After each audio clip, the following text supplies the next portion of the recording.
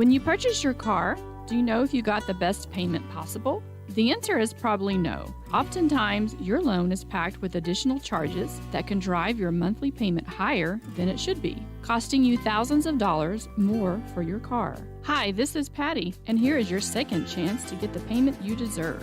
Visit Atlantic City Federal Credit Union today for a courtesy loan review. We've helped our members save money by refinancing their vehicle with us. Now it's your turn. Open your eyes to a credit union. Atlantic City Federal Credit Union. A well-drawn-up game plan can be the difference between wins and losses. The same can be said about your mental health. Making a game plan to talk to your children can make a huge impact on them and help make them feel supported and listened to. The good news is, this winning game plan isn't hard to implement. All it takes is you starting the conversation and being ready to talk. If you need helpful resources and tools, you can visit FremontCountyPrevention.com. Snyder Signature Properties would like to give a huge shout out to the local sports of Fremont County. They are here to support your team and your local home real estate needs. Call today to see how Snyder Signature Properties can help you buy and sell your next property. Good luck to all Fremont County athletes. Riverton Vision Center offers comprehensive eye health exams, highly trained staff, and a large selection of fashion eyewear and sunglasses.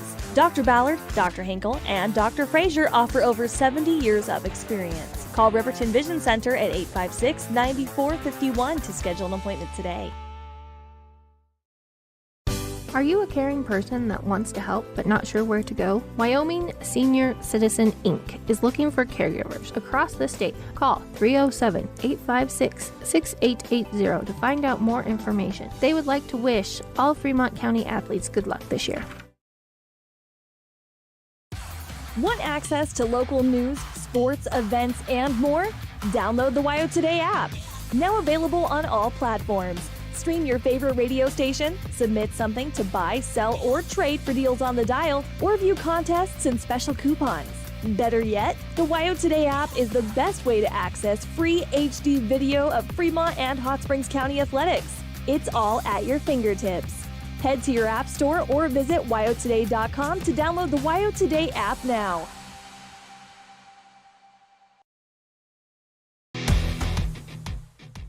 When you think about wellness, do you think about long walks, nutrition, having a personal trainer? No matter what your idea of wellness looks like, you can find yourself at Gotchi Gym. Their 1,900 square foot facility makes them one of the largest gyms open to the public in Wyoming. Be the best version of yourself with state-of-the-art equipment from senior to strongman. Take advantage of having a bistro on site as well as a certified NASM personal trainer. Take the first step in reaching your goals. Gotchi Gym. Gotchi Rehabilitation is always looking for new team members. See more at gotchi.org. Welcome, welcome, sports fans of all sizes and ages. We are here at Green River Middle School, here at Lincoln Middle School is what it's called. I am Shawn O'Brate, your WYO Today sports director, and I am here with a early morning game with the Lander Tigers facing off against Buffalo, and the winner of this game gets to play one more day of soccer in this 2023 season, while the loser of this game will have to go home early. Or if you are in Lander's position, you get to stay here and cheer on the girls for the next day, as they have already won a game, and that means that they will be able to play tomorrow. Now, that game that decides which game they're going to play tomorrow will be on WYO Today's YouTube page today at 4 p.m. as they take on the number 1 seeded Cody, who has shut them out in 2 separate games today.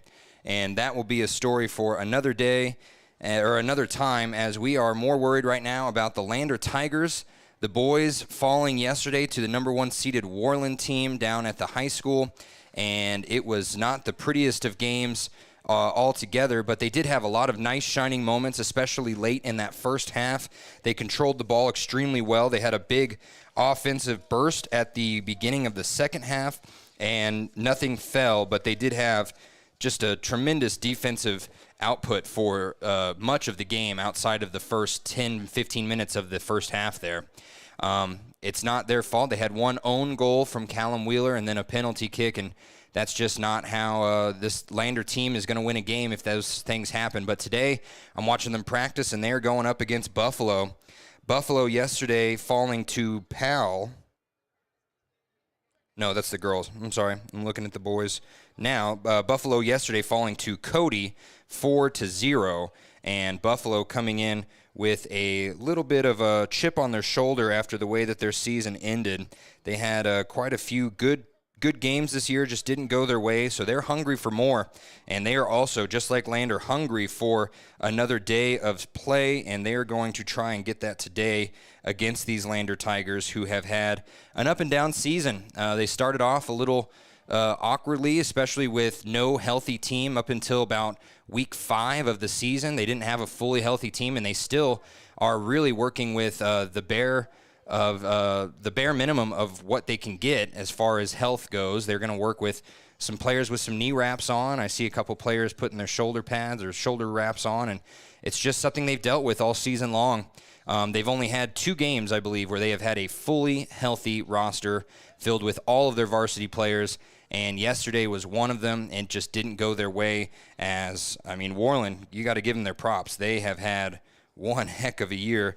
As far as Buffalo goes, they finished the season 5-8, and they actually finished on a win streak, 2-game win streak after losing to Torrington. They beat Newcastle and Rollins, and that just kind of gave them a little boost. But yesterday against Cody, losing 4-0, that's got to be something that's going to stick in their minds, and they're going to try their hardest to get that out. Same with Lander, though, as you know, they fell 4-0 to Worland. Both teams needing some more offense, less defense, but you can't have one without the other, and you're going to have to force your defense to create some offense, and that is going to be something that the Lander Valley team knows how to do, but they haven't done it consistently all year long. And kind of the same story, actually, with Lander. They ended with a 2-game win streak on the season after falling to Cody 3 games before the end of the year, but both teams having very similar records, 6-8 versus Buffalo's 5-8, and there's just got to be a way that these two teams match, and we're going to have to see what Lander comes out with today. We're getting a good amount of Lander fans coming up here. A lot of girls already ready up here for the girls game later on at the high school. We are going to be right back with more of our Hampton Inn and Suites pregame show right after a word from our sponsors. Community Health Centers of Central Wyoming has locations across Fremont County ready to serve you at Du Bois Medical Clinic, Riverton Community Health, and Lander Community Health Pediatrics. We accept all forms of insurance, including Medicaid and Medicare. Are you struggling to get medical care? Ask for their sliding fee scale. From family medicine to pediatrics, Community Health Centers are here to serve you. Call 307-463-7160 or visit chccw.org to schedule your appointment. Riverton's Hampton Inn and Suites is proud to sponsor our youth athletics in Fremont County. Fremont County school athletics provide our youth timeless experiences and lessons that can lead to success for life. Setting goals, teamwork, and hard work make young athletes into good citizens. Papa Murphy's is proud to sponsor this week's Player of the Game. For a limited time, enjoy a Papa Murphy's barbecue chicken pizza made with KC Masterpiece barbecue sauce. After the game or anytime, you can't beat the fresh ingredients and authentic flavor of a Papa Murphy's Take and Bake Pizza. And you know it's baked right every time because you baked it yourself. Papa Murphy's on North Federal in Riverton. Drop in or order online at papamurphys.com. Go Wolverines! At Teton Therapy, our people make the difference.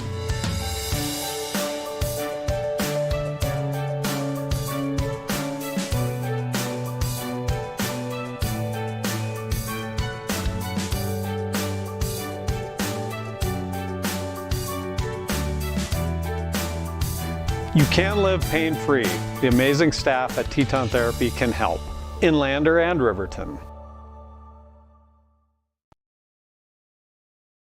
For decades, Sage West Healthcare has been committed to improving the health of our communities. Today, we're investing more in our communities, in our people, and in advanced medical technologies, so access to better care is closer to home.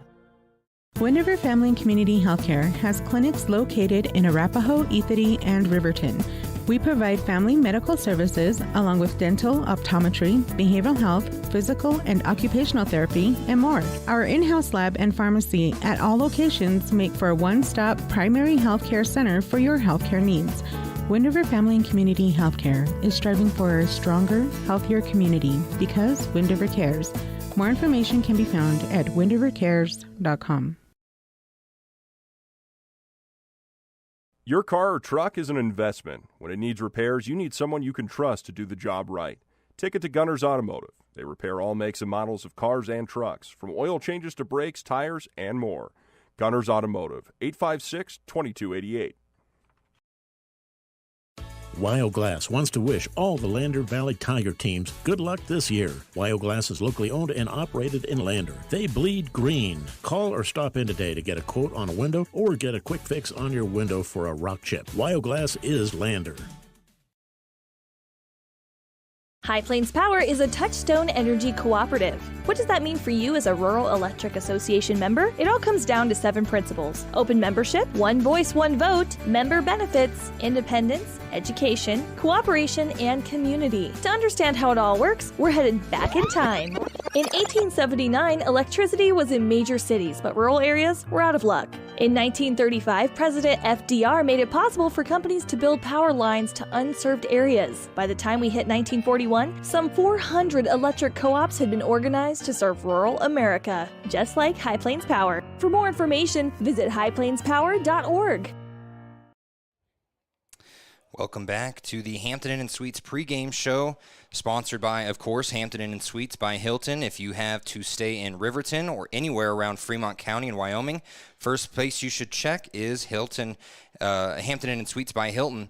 And that is not just a sponsor, that is a big fan of mine, and I'm a big fan of theirs. They helped me out. First 2 months I was here, I stayed in a Hampton Inn, and it was a great time. And good people, good food, a lot of fun times down there. So we are at Green River Lincoln Middle School, and they are about 4 minutes away on the big scoreboard clock from starting this game. So without further ado, I'll get into our Lander Journal keys to the game, brought to you by the Lander Journal newspaper. You can start or continue your subscription to the Lander Journal as well as the Ranger and Wind River News newspapers at 421 East Main Street in Riverton.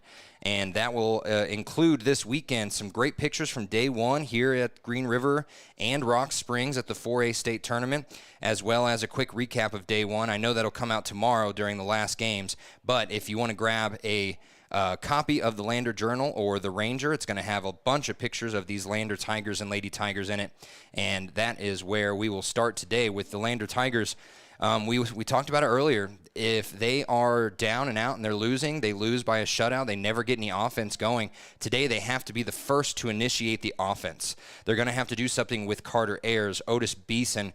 Finn Richards has really gotten into it lately. Craig Hansen scoring a handful of goals at the end of the season. And they're going to have to get everyone involved today if they want to be able to bring home a victory from this state tournament. If not, they're going to be headed home early, or they're going to be staying here and watching the girls today before they go home. And either way, them and Buffalo have very similar keys to the game. Buffalo, as I see their record, they've had quite a few other shutout losses. It's just one of those things with these teams. They're so hell-bent on defense that maybe the offense doesn't come first. Today, the offense has to come first.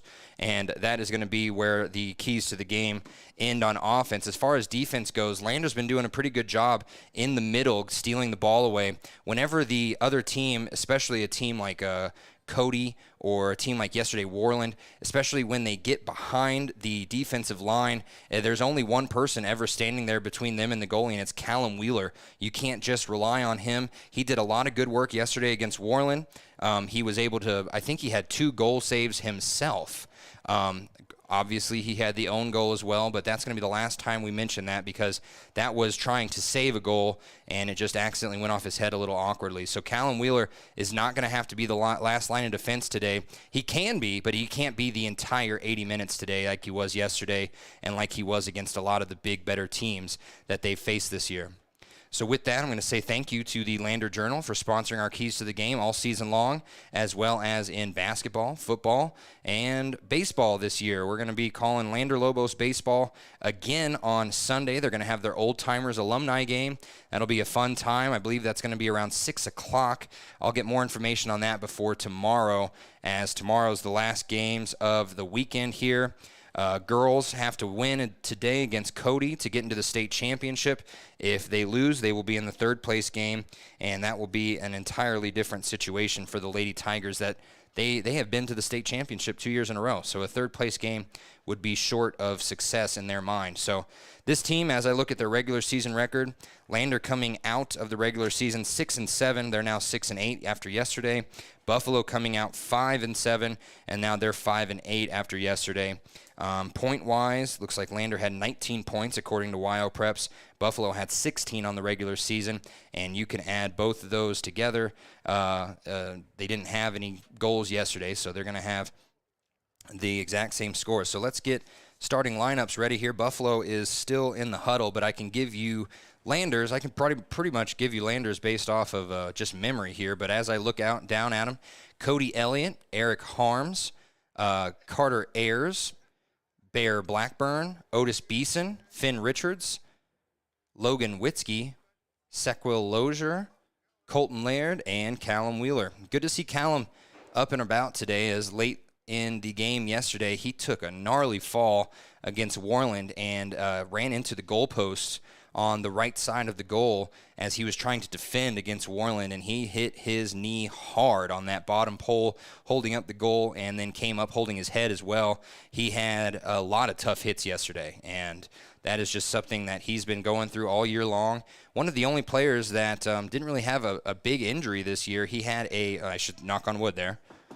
He missed a game due to a red card, actually, and I think that was the only game he missed all year long. But Silas Wheeler just joined the starting lineup, too, so you have a starting lineup of Cody Elliott in the goal, Silas Wheeler, Eric Harms, Carter Ayers, Bear Blackburn, Otis Beeson, Finn Richards, Logan Witzke, Sequil Lozier, Colton Laird, and Callum Wheeler. Now we finally have the Buffalo Bison here. So we have, I'm just going to go numbers, and then I'm going to read them out loud because I got to read it here. Number 6, number 4, number 1, number 5, number 7, number 9, number 10. I think they have every single number from 1 through 10 out there, pretty much.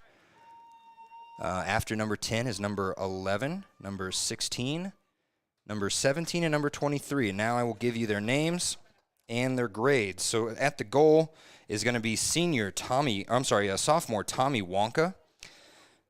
No relation to Willy Wonka, I would imagine. Senior Xander Hewlett. Junior Ethan Long. Senior Brogan Byram. Junior Lane Bowden. Junior Francesco Astolfi. I'm sure I'm messing that up. After that, senior Garrett Chamberlain, freshman Jonathan Rosales, junior Fenton Schwartz, sophomore Ryan Nicholas, and sophomore Michael Tomic. Hopefully I'm saying that right. Tomic, maybe. Their coaches, Dick Edgecombe. Oh, I know I'm saying that wrong. Dick Edgecombe, Ben Curvin, Billy Ferris, and Skylar Walters. And for your Lander Tigers, of course, head coach Brett Prinz. This is his first year, and he did not see his team losing in the first round, I'm sure. Let's get back over here. Their assistant coach has been real loud all year long, and that is Brian Reisig. And then Mac Meeks is also down there. They've done a great job putting a team together kind of last second after Brett Prinz took the coaching job a little late in the off season. They were able to keep a lot of their core guys from last year and a lot of their seniors deciding to come back and play, and that includes Callum Wheeler, Eric Harms, and a couple other players like Otis Beeson, who has a state championship in other events, other sports, I should say. And, yeah, they have a lot of seniors here. Cody Elliott in the goal. I think we mentioned it earlier yesterday, but he did not start the season as their starting goalkeeper. That was Aiden Hayford until he broke his collarbone, and that was about 4 games in. So they are going to they're going to have to look at Aiden next year and see what happens as they now get into their own lineups. And I forgot to mention that our starting lineups are brought to you by Sutherland's Home Improvement Store. For everything you need, whether it's the hammer, the nail, the wood, or anything in between, go to Sutherland's in Riverton off of North Federal Boulevard.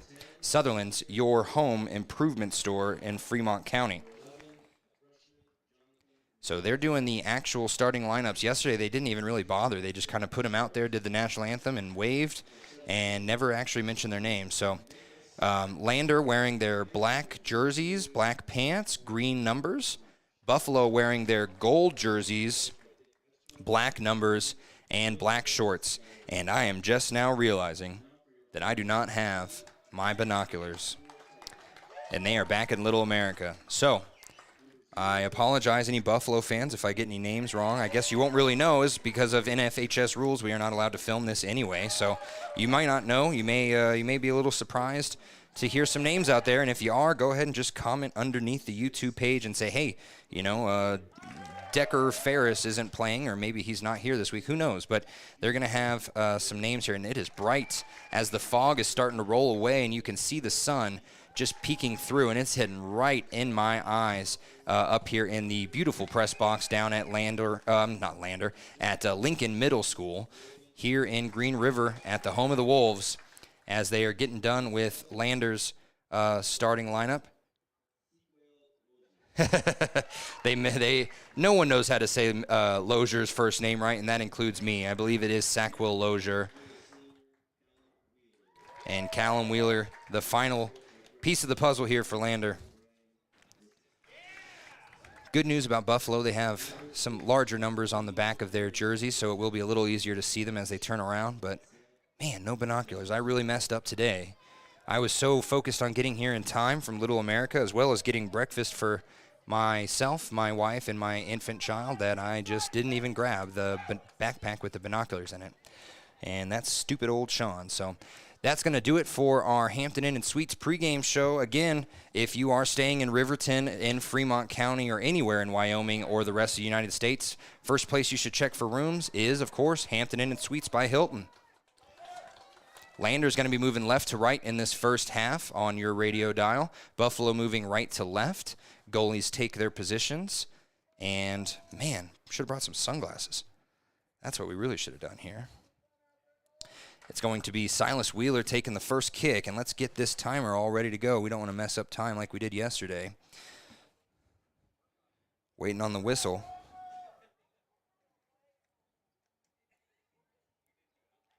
Fans still pouring in here, most likely getting here from KOA and a couple other places I've heard of Lander fans staying. There's the clock, and Wheeler kicks it all the way back to Beeson, who's just going to clear it deep into past the center circle. Gets stolen away by number 16. That's Shorts. And now on the far side, Logan Witzke passes it in at the halfway line. And then, a nice move by Finn Richards to kind of put a shoulder in on offense and get the ball back. Now he gets it to Wheeler right at the middle of the center circle. Kicks it near side to Lozier. Lozier kicks it even nearer to the near side to Colton Laird. And he tried to get it back to Lozier and kicked it a little too hard. And then he had to steal it back. Now he moves between two Buffalo players, but he can't get past one. And it's stolen by Ethan Long. And now Buffalo with their first look on offense as number 9, Francesco Astolfi. I'm not going to say that correct all day long. They get the ball all the way down to the attacking third, and now it's Garrett Chamberlain with a look at the goal. He has to pass it to the far side, and then a look inside on the cross, goes right towards the middle, and a quick goal by Buffalo. And that goal was from a beautiful cross, and that leads to a goal by number 5. That's Ethan Long. And Lander had the defense all set up in the goal box, and the ball just got right past them. 2 passes back-to-back, Astolfi to Chamberlain on the far side, and then Chamberlain hit it even closer inside, getting it past 3 or 4 black jerseys. And we are 56 seconds in, and we already have a 1-0 score. Lozier has it now after the second the kickoff there. 1 minute in, and Lander is already losing the ball again. Into the attacking third is Buffalo, and it's Chamberlain. Chamberlain moves around. Big push in the back by Lozier. They fall on top of each other, him and number 9. That's a Stolfi. Quickly, Callum Wheeler just going to take the free kick. I thought that might have been on Lozier, but I was wrong, and his free kick goes deep, and I'm talking deep, like about 80 yards into the goal box of Buffalo, and it's picked up and saved by Wonka. Wonka, I have heard that name before. I'm trying to remember. I don't think they played Buffalo in basketball, but I do remember Wonka being a key name. I think that was in cross country. Maybe they have a good runner in cross country. That's when we called them up at the state tournament, and that would be maybe where I hear him at. And now Bear Blackburn almost steals it away from Buffalo. Ends up getting it back out to Beeson in the center circle. He kicks it underneath the legs of the ref like a volley. And then as they try and get it up to Carter Ayers on the far side, Buffalo kicks it away and kicks it all the way down towards the corner. And then Buffalo just kicks it right out of bounds. That would have gone out the back of the goal line on them if they did not do that. So now throwing it in is Richards. You don't see Finn throw it in very much. He throws it in right towards the end zone. Carter Ayers with the hat on tries to head it, and he loses it, and Buffalo ends up clearing it back to about the 30-yard line. Saved by Otis Beeson. A nice move to get it up and around one Buffalo player. Now can he do it again on the near side? No, he cannot. He gets stopped up by number 7. That's Lane Bowden. And now it's kicked all the way up this near side touchline and goes out of bounds. Number 10, Chamberlain, could not get to it in time. 37-17 is the time here. The throw-in from Callum Wheeler is long. I mean, he's got some arms on him, but right there he throws it about 50 yards from the sideline, tries to get it up to Colton and gets headed away by Buffalo and then cleared away by number 17, Ryan Nicholas, and he kicks it deep on the, or not deep, he kicks it all the way across the other side of the pitch, and it goes out of bounds right at the halfway line. So Witzke throws it into Callum. Callum gets past one player, kicks it between 3 Buffalo players, and gets it perfectly placed to Bear. And then Bear tries to kick it back up to Callum, and it gets kicked away by Buffalo and cleared deep into the attacking third for Buffalo. Luckily, Eric Harms is there to hold on to it. He tries to get it up to Lozier. Lozier had it for a second, and then as he tried to kick it around number 5, Ethan Long, it just got knocked out of the air by Long, and next thing you know, they're in the attacking third, but stolen away by Silas Wheeler. He gets it up to the middle third quickly to Bear. Bear across the halfway line to Colton. Colton a little hard off his foot, and then he gets hit hard, trips, and then it gets kicked out of bounds by number 6, Brogan Byram. So throwing it in from right around the 30-yard line of Buffalo is Lozier. He's got a couple black jerseys in front of him, but he goes backwards to Silas Wheeler. Silas almost trips on the ball as he's getting chased around by number 10, Chamberlain. So he has to kick it back to Lozier at the halfway line, who gets it back to Harms. Harms with a nice pass through a couple Buffaloes to Bear Blackburn, and Bear Blackburn was trying to give a cross to Carter Ayers, and instead it gets kicked away and kicked right towards the goalie by the Buffalo player, almost an own goal. The way that he kicked it, if he had kicked a little harder, the Buffalo goalie was not in position. Buffalo with a 1-0 lead. The goalie throws it deep and gets it right to Long. Long heads it into the attacking third, and then it's Chamberlain working on Eric Harms. Chamberlain can't get past Harms, tries to kick through his legs. Eric Harms gets past him. Now he gets past Long, and he kicks it all the way down to the middle third to Silas Wheeler. Great job, great feat by the senior. And then Bear Blackburn is tripped up by number 9, Astolfi. Callum Wheeler, again, just a quick one, and he kicks it deep, and it's, again, too deep. A little less mustard on it, and Carter Ayers might have been able to chase it down, but it goes right into the goalie's hands. No one was prepared for it. 34:58 to go in this game, or in this first half. Still a 1-0 game. They got that within the first 60 seconds of this game, and a deep drop kick goes all the way down to the right wing of the goal box, and then it's kicked away by Callum Wheeler to get his defense a little bit better set up. And now, after the throw-in, they get it all the way to the other side of the box, and then it's headed away by Lozier. Well done. Almost got kicked in the face by Ethan Long, and now Lozier gets past one player and kicks it up to Bear. Bear kicks it up to Finn Richards at the center circle, and he has a long pass about 40 yards down the far side touchline to Carter Ayers, and he stops it before it gets to the corner. He's looking for the cross. He's got Bear. Oh, it hits the goal post on the left side.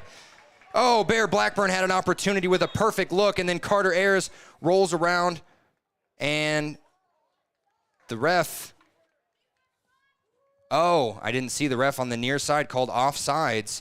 I don't know how it's offsides. All the Buffalo players were in the box. And Lander fans a little confused as well. So the free kick, he's just going to kick it right back to the goalie. Lander not even working to get up towards the goalie. They're all moving back to the halfway line. And the goalie, Wonka, just going to basically goal kick it all the way down past the center circle, and it's up to Callum Wheeler to kick it back to his goalie. So now we have 2 goalie kicks, and Cody Elliott at the very edge of the box kicks it about the halfway line, headed away by Bowden right into the chest of Bear Blackburn, and Blackburn steals it away now after it gets ricocheted into another player. Colton Laird gets slid on, and it's going to go out of bounds. Last touch by Colton as the ball was slid into his ankles. The throw-in quickly headed away by Lozier, and then Colton Laird gets it back, and he tries to lead Finn Richards. He leads him a little too long, and Buffalo kicks it out of bounds right at Coach Prinz. Nice catch by Coach Brett Prinz there. Callum Wheeler from right in front of Coach Prinz at the 45-yard line of Lander throws it in and gets it kicked up in the air by Buffalo and then headed back and forth from Finn and Buffalo. And now Finn has it in his feet, and he can't control it as he was trying to run a little bit too fast. And number 5, Ethan Long, kicks it on that near side touchline, and Lozier gets his knee right in front of it and goes out of bounds. So we have a throw-in right past the halfway line to number 9, Astolfi. And then back to Ethan Long on the near side, and he had a good lead on number 10, Chamberlain. He just hooked it a little, and it goes out of bounds. And what do we have going on here? We had a whistle. I didn't see a sub come in. Oh, man, I got to start paying attention to this. This ref on the near side is not as vibrant, I would say, with the colors on his jersey. They're all wearing blue, but his doesn't look as blue. So that was offsides. My bad. I apologize. And from the 27-yard line, Callum Wheeler kicks a bomb all the way down to Carter Ayers, and then in the goal box, it gets kicked away by Buffalo. Luckily, Bear Blackburn's there to save it, and he gets it to Otis Beeson, who tries a shot and kicks it into the back of a Buffalo player. And Buffalo clears it out to the center circle where Chamberlain's waiting.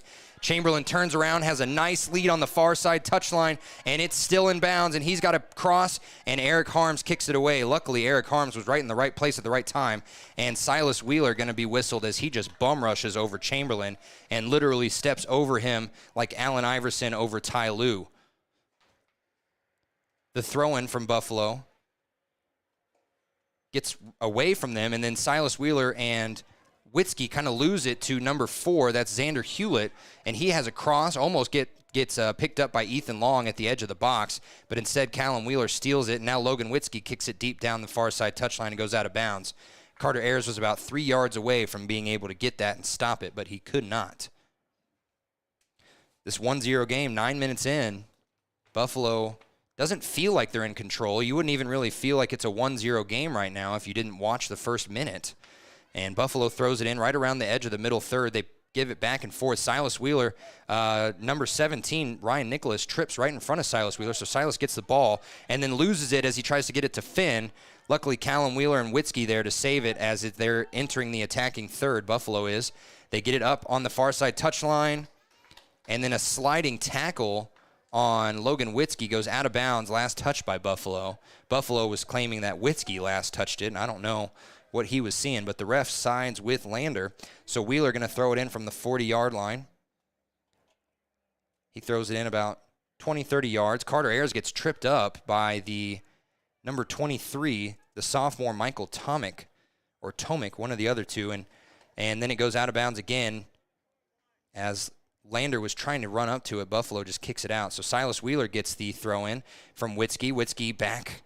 As he tries to get it back to Witzke on the far side touchline, Witzke wasn't even in bounds yet, so as he tried to kick it, just called out of bounds. The throw-in from Buffalo goes deep into the attacking third. Tried to get headed away by Callum Wheeler. It didn't do a great job. It headed it right into Buffalo's chest. So they're still at the edge of the middle third. Now they're in the attacking third as number 4, Xander Hewlett, has a long pass towards the corner, and they can't stop it. And he had an awkward fall. Garrett Chamberlain, was trying to stop it and did the splits as his foot landed on the ball. So we're going to get a goal kick here as it went out the back of the goal line. Chamberlain trying to save it. And Callum Wheeler from the bottom of the V in Wolves. Again, moving left to right on your radio dial. The goal kick, waiting. Finally fires it right down the left hash as it gets chested away by number 16. That's Fenton Schartz. I would imagine that they misspelled Schwartz. But if it is Sharts, that's how it's spelled here, is now Chamberlain has it in the attacking third after a steal, and Chamberlain goes flying over the legs of Logan Witzke. No whistle, so Silas Wheeler trying to get around, and then he gets tripped up. Very physical so far as the attacking third goes. Colton Laird ends up getting a good pass at the 30-yard line, and now he's moving up the touchline by himself, and it's going to go not out of bounds. A nice move by number 7, Lane Bowden, to get the steal, and you thought it was going to roll out, but he turned around and just stopped it. And then Finn Richards and number 9, Francesco Astolfi, have been getting into it, and right there they finally call a whistle on Astolfi. No yellow card or anything, just a whistle.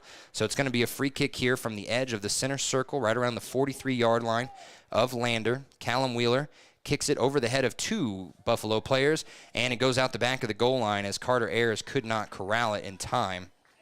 28 minutes to go exactly in this first half.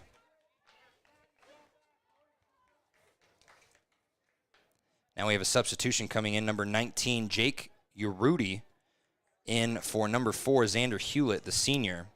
Urruti is a junior. And I'm sure I'm mispronouncing that. There's a lot of last names on here I'm sure I'm mispronouncing.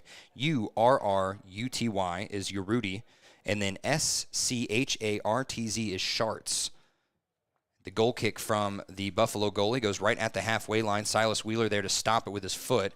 Tries to get up to Colton Laird, goes past him. Colton turns around, and it's already been kicked away by Lane Bowden, and now it's in the attacking third. Chamberlain running with Callum Wheeler. Callum Wheeler's got the speed. Kicks it out of bounds, and right before it hits the back of the goal line, he kicks it towards the sideline. Great move there by Callum Wheeler, and that is why he is an all-stater from last year, and I would imagine he's going to get that nod again this year.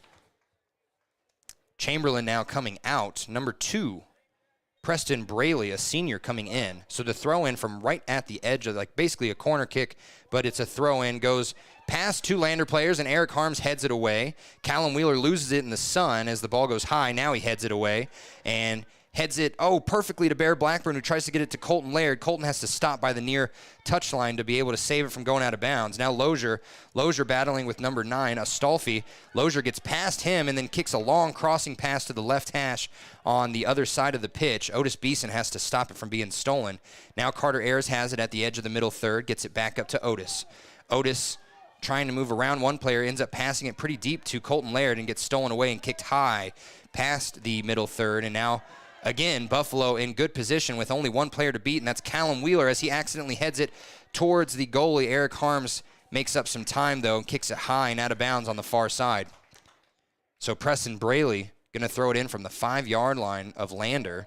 Throws it backwards towards the 20, and Otis Beeson, a big shove on number 9, Astolfi. And they're going to call that on Beeson. The pass was going to Astolfi, and in midair, Otis Beeson just shoulder checked him into the ground. So they're going to have a free kick from the 21-yard line. I'm sorry, the 19-yard line. Lander needs to form a wall quickly. If they get this ball to him, they can just take it. They're not doing so. They're not forming a line.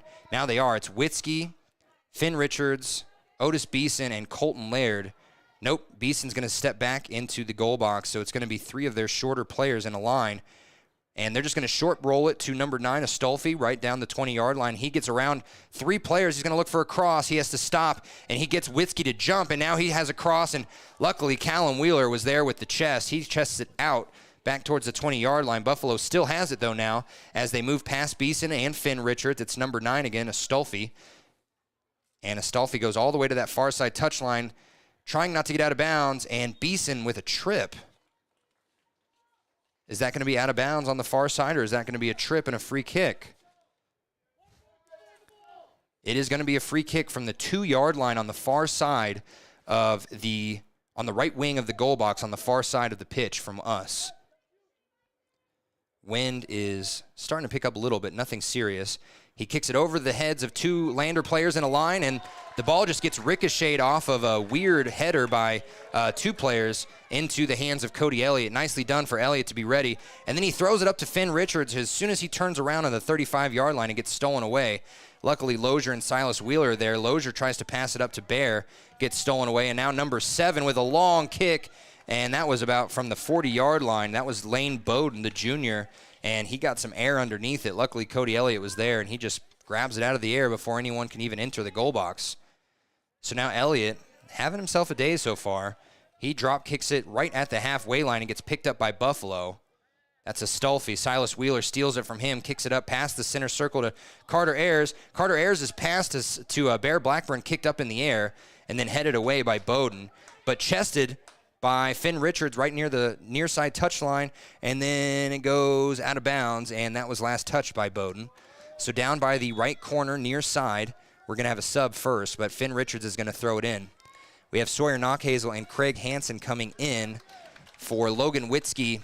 Oh, no, and Carter Ayers. Carter has been the heart and soul of this offense all year long. And he's going to be out right before they throw into the attacking third. The throw-in goes out the back of the goal line off of Buffalo. So smartly played by Finn Richards. He threw it into a pile of gold, and the golden jerseys just kind of didn't know what to do with it. They kicked it towards each other, and then neither of them grabbed it and went out of bounds. So Bear Blackburn with a corner kick from the near side. Players scatter. It's a low kick, and it's a little bit outside the box. So turning around is Bear Blackburn. He kicks it up, and it's kicked away by Buffalo, and then kicked high in the air and saved by the Buffalo goalie, and that's Tommy Wonka. Tommy saw that coming a mile away. He just stayed in the center of the goal. That's exactly where he needed to be for that kick. Still plenty of time, only a 1-0 goal, and he drop kicks this thing about 70 yards right into the head of Callum Wheeler, and then headed away in the center circle, and Callum Wheeler has to get it back, and he has a fall, and as he does, it hits his knee and goes up towards the center circle, but Lozier can't handle it and goes out of bounds on the near side as the pass from Eric Harms a little bit too hard. So now throwing it in from right in front of me at the 40-yard line, that's Bowden, throws it into number 19, Urruti, and it gets picked up by number 16, Schartz, before it finally is picked up and then stolen away by Bear Blackburn. And he has a crossing kick all the way to the other side of the pitch to Finn.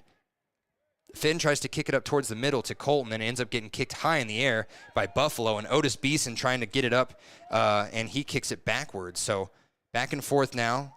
Tennis being played here in the middle, and it's just not getting out of the middle third. Both teams able to play some strong defense and not connecting their passes when they're on offense. Now number 18, Lane Rabel, he gets the ball in the center circle, tries to kick a lead up on the far side and gets pushed away by Sawyer Knockhazel.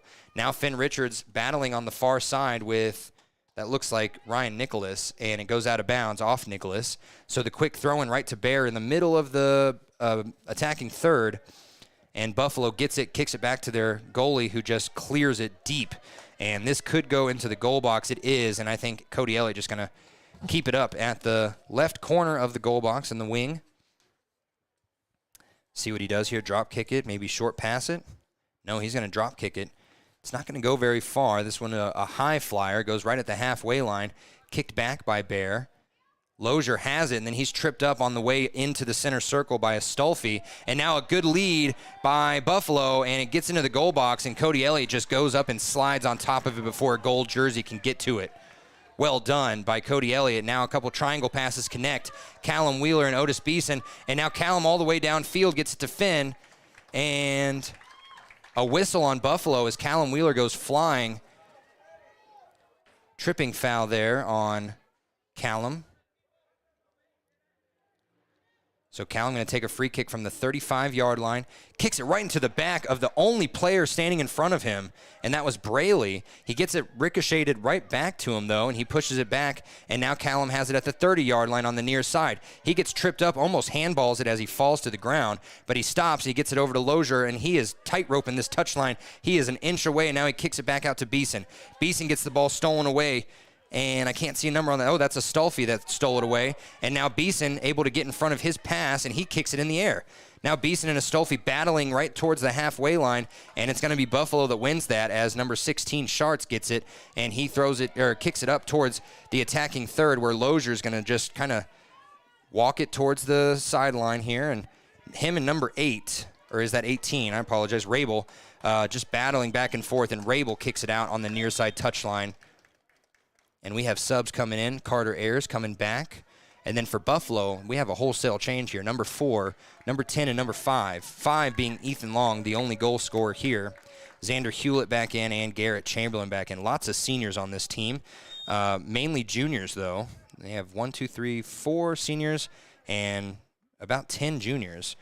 As the throw-in goes off of Carter Ayers' foot, and now in the attacking third, Buffalo's going to have a throw-in opportunity from the near side.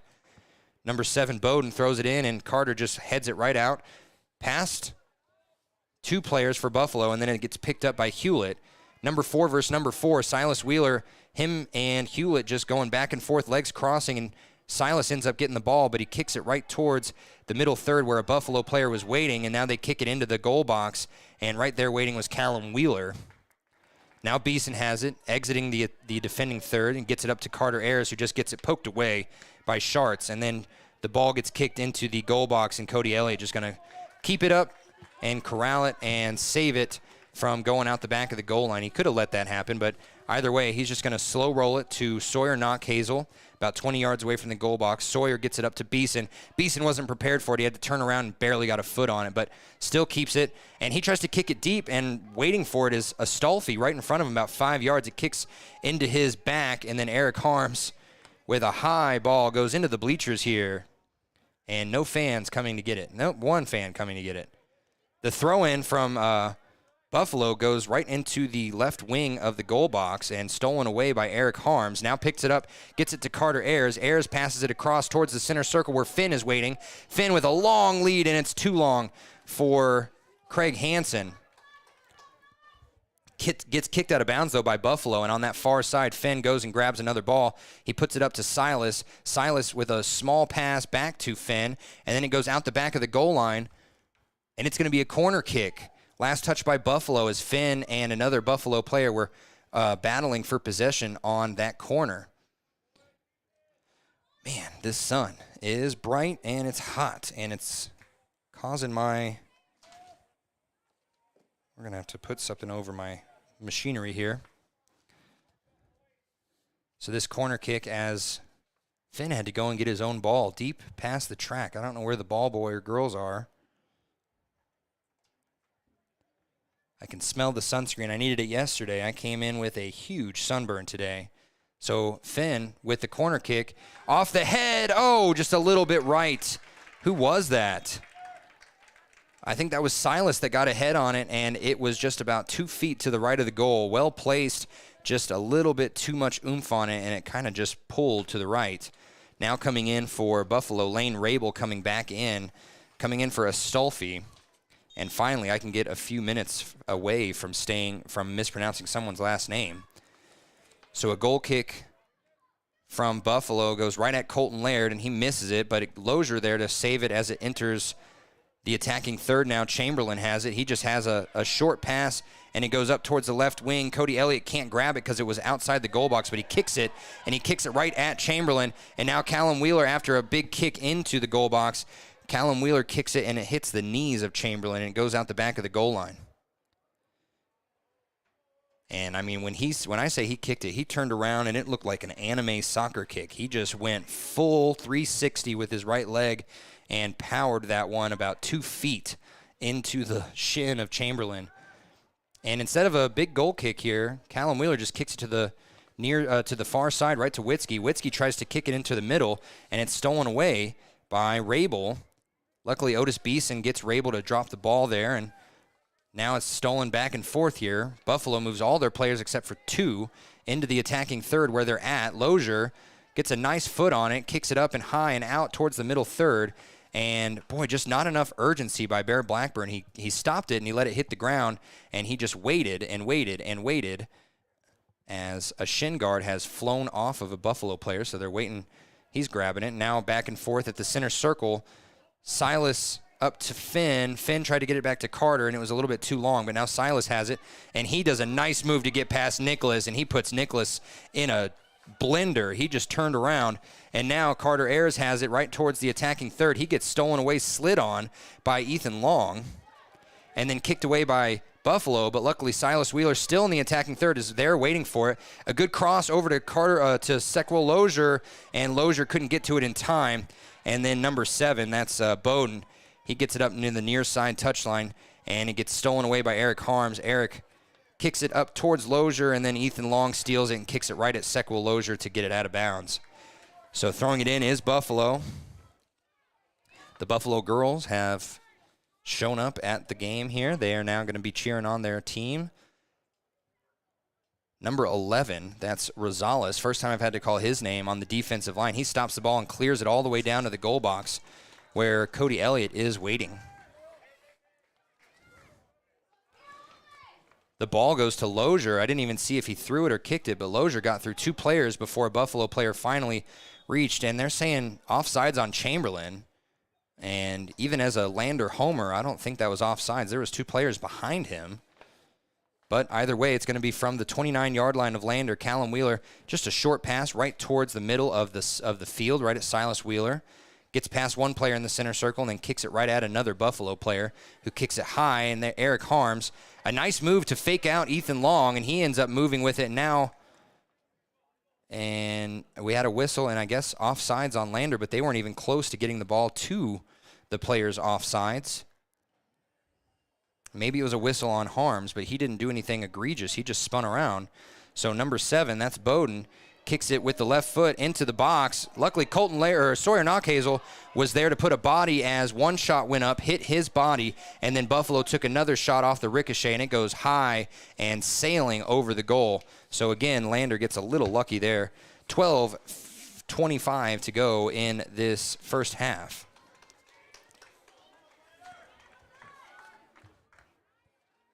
I see some Lander girls here. There were girls that stayed at the KOA campground last night, and I think some stayed at a hotel. I'm not sure. The kick by Callum Wheeler goes out of bounds, so the throw-in from about the 35-yard line of Buffalo, and it goes off of Chamberlain's foot back out of bounds. So now they're going to get a throw-in. Lander is from their own 5-yard line. Buffalo's not really pulling back. They've been passing a lot shorter inside their defending third, and they do so again as they throw it into Silas Wheeler about 10 yards deep, and Silas Wheeler immediately gets the ball stolen by number 9, Astolfi. I didn't see him come back in, but then he gets whistled as he puts a elbow in the back of Colton Laird, trying to get into the box there. So now Callum Wheeler from the 6-yard line, a free kick, and right in front of him is Chamberlain. Last time he had a free kick like this, he hit the back, and instead he just goes short to Eric Harms, and it gets past him, but Lozier has to stop it before it goes out of bounds on the near side. He kicks it a little bit deep to Colton Laird and gets headed away by Byram, and then into the attacking third Buffalo goes, but Eric Harms steals it, gets it up to Lozier, who volleys it through Ethan Long's legs and still has possession on the near side. And now he falls and he still gets possession as he's able to get a foot on it with all 4 limbs on the ground. He still was able to get a foot on it and get it past one player, but number 9, that's Astolfi. He stole it finally for Buffalo. And then Silas Wheeler and Astolfi about to get into it, and they're going to call time, and I think they're going to give a yellow. And they are giving a yellow to Astolfi. That is the 2nd or 3rd time that they have called him for pushing over someone. And for the most part, it has been him and Silas Wheeler. And so right on the near side, right in front of us at the 37-yard line, Brett Prinz giving Callum Wheeler some advice before he gets a free kick here as Astolfi comes off the field. And coming in, I think I saw was Schartz. I really hope it's Schwartz. And I'm just reading the paper. So that's all I can do. And the ball goes deep from Callum Wheeler all the way to the other side of the pitch. And are they going to call offsides? They are going to call offsides, and that is surprising because the ball hadn't even touched a Lander player just yet. And that is how Lander's going to squander that opportunity here. So now at the 15-yard line, they have another free kick here. 10:15 to go. I never started the clock over. My bad. I will fix that in here in a second. I'm just looking at Buffalo's roster online. I'm making sure I'm not saying the wrong name here. Schartz is number 16, and it is Schartz. Fenton Schartz. Okay, so that is his last name. I just wanted to make sure it's not Schwartz. And the throw-in from Lander as the goal kick or the free kick from Buffalo hit off of a Buffalo body and just went right out of bounds. And now a long kick from 25 yards away. And that was Silas Wheeler putting a big leg on it, but it goes right of the goal. And that gives us time to fix where we're at here. So 9:32 is the time. We're going to let it count down to us at 9:20. And that's my bad. When they called the time for the yellow card, I just didn't hit start, and now we're back at 9:20. Goal kick incoming from Tommy Wonka from the E of the Wolves on the right side, and he kicks it over the head of a couple players, and then over the head of his own player, and it goes out of bounds on the near side. Didn't touch a single person, so Buffalo loses that one, and Lozier quickly throws it in, and Callum Wheeler jumps in the air to try and get it with his knee, and he lands basically right on top of number 6, Brogan Byram, and he's going to get a yellow card. And Callum Wheeler now with a yellow card. 2 yellow cards in the span of about 2 minutes. And Callum Wheeler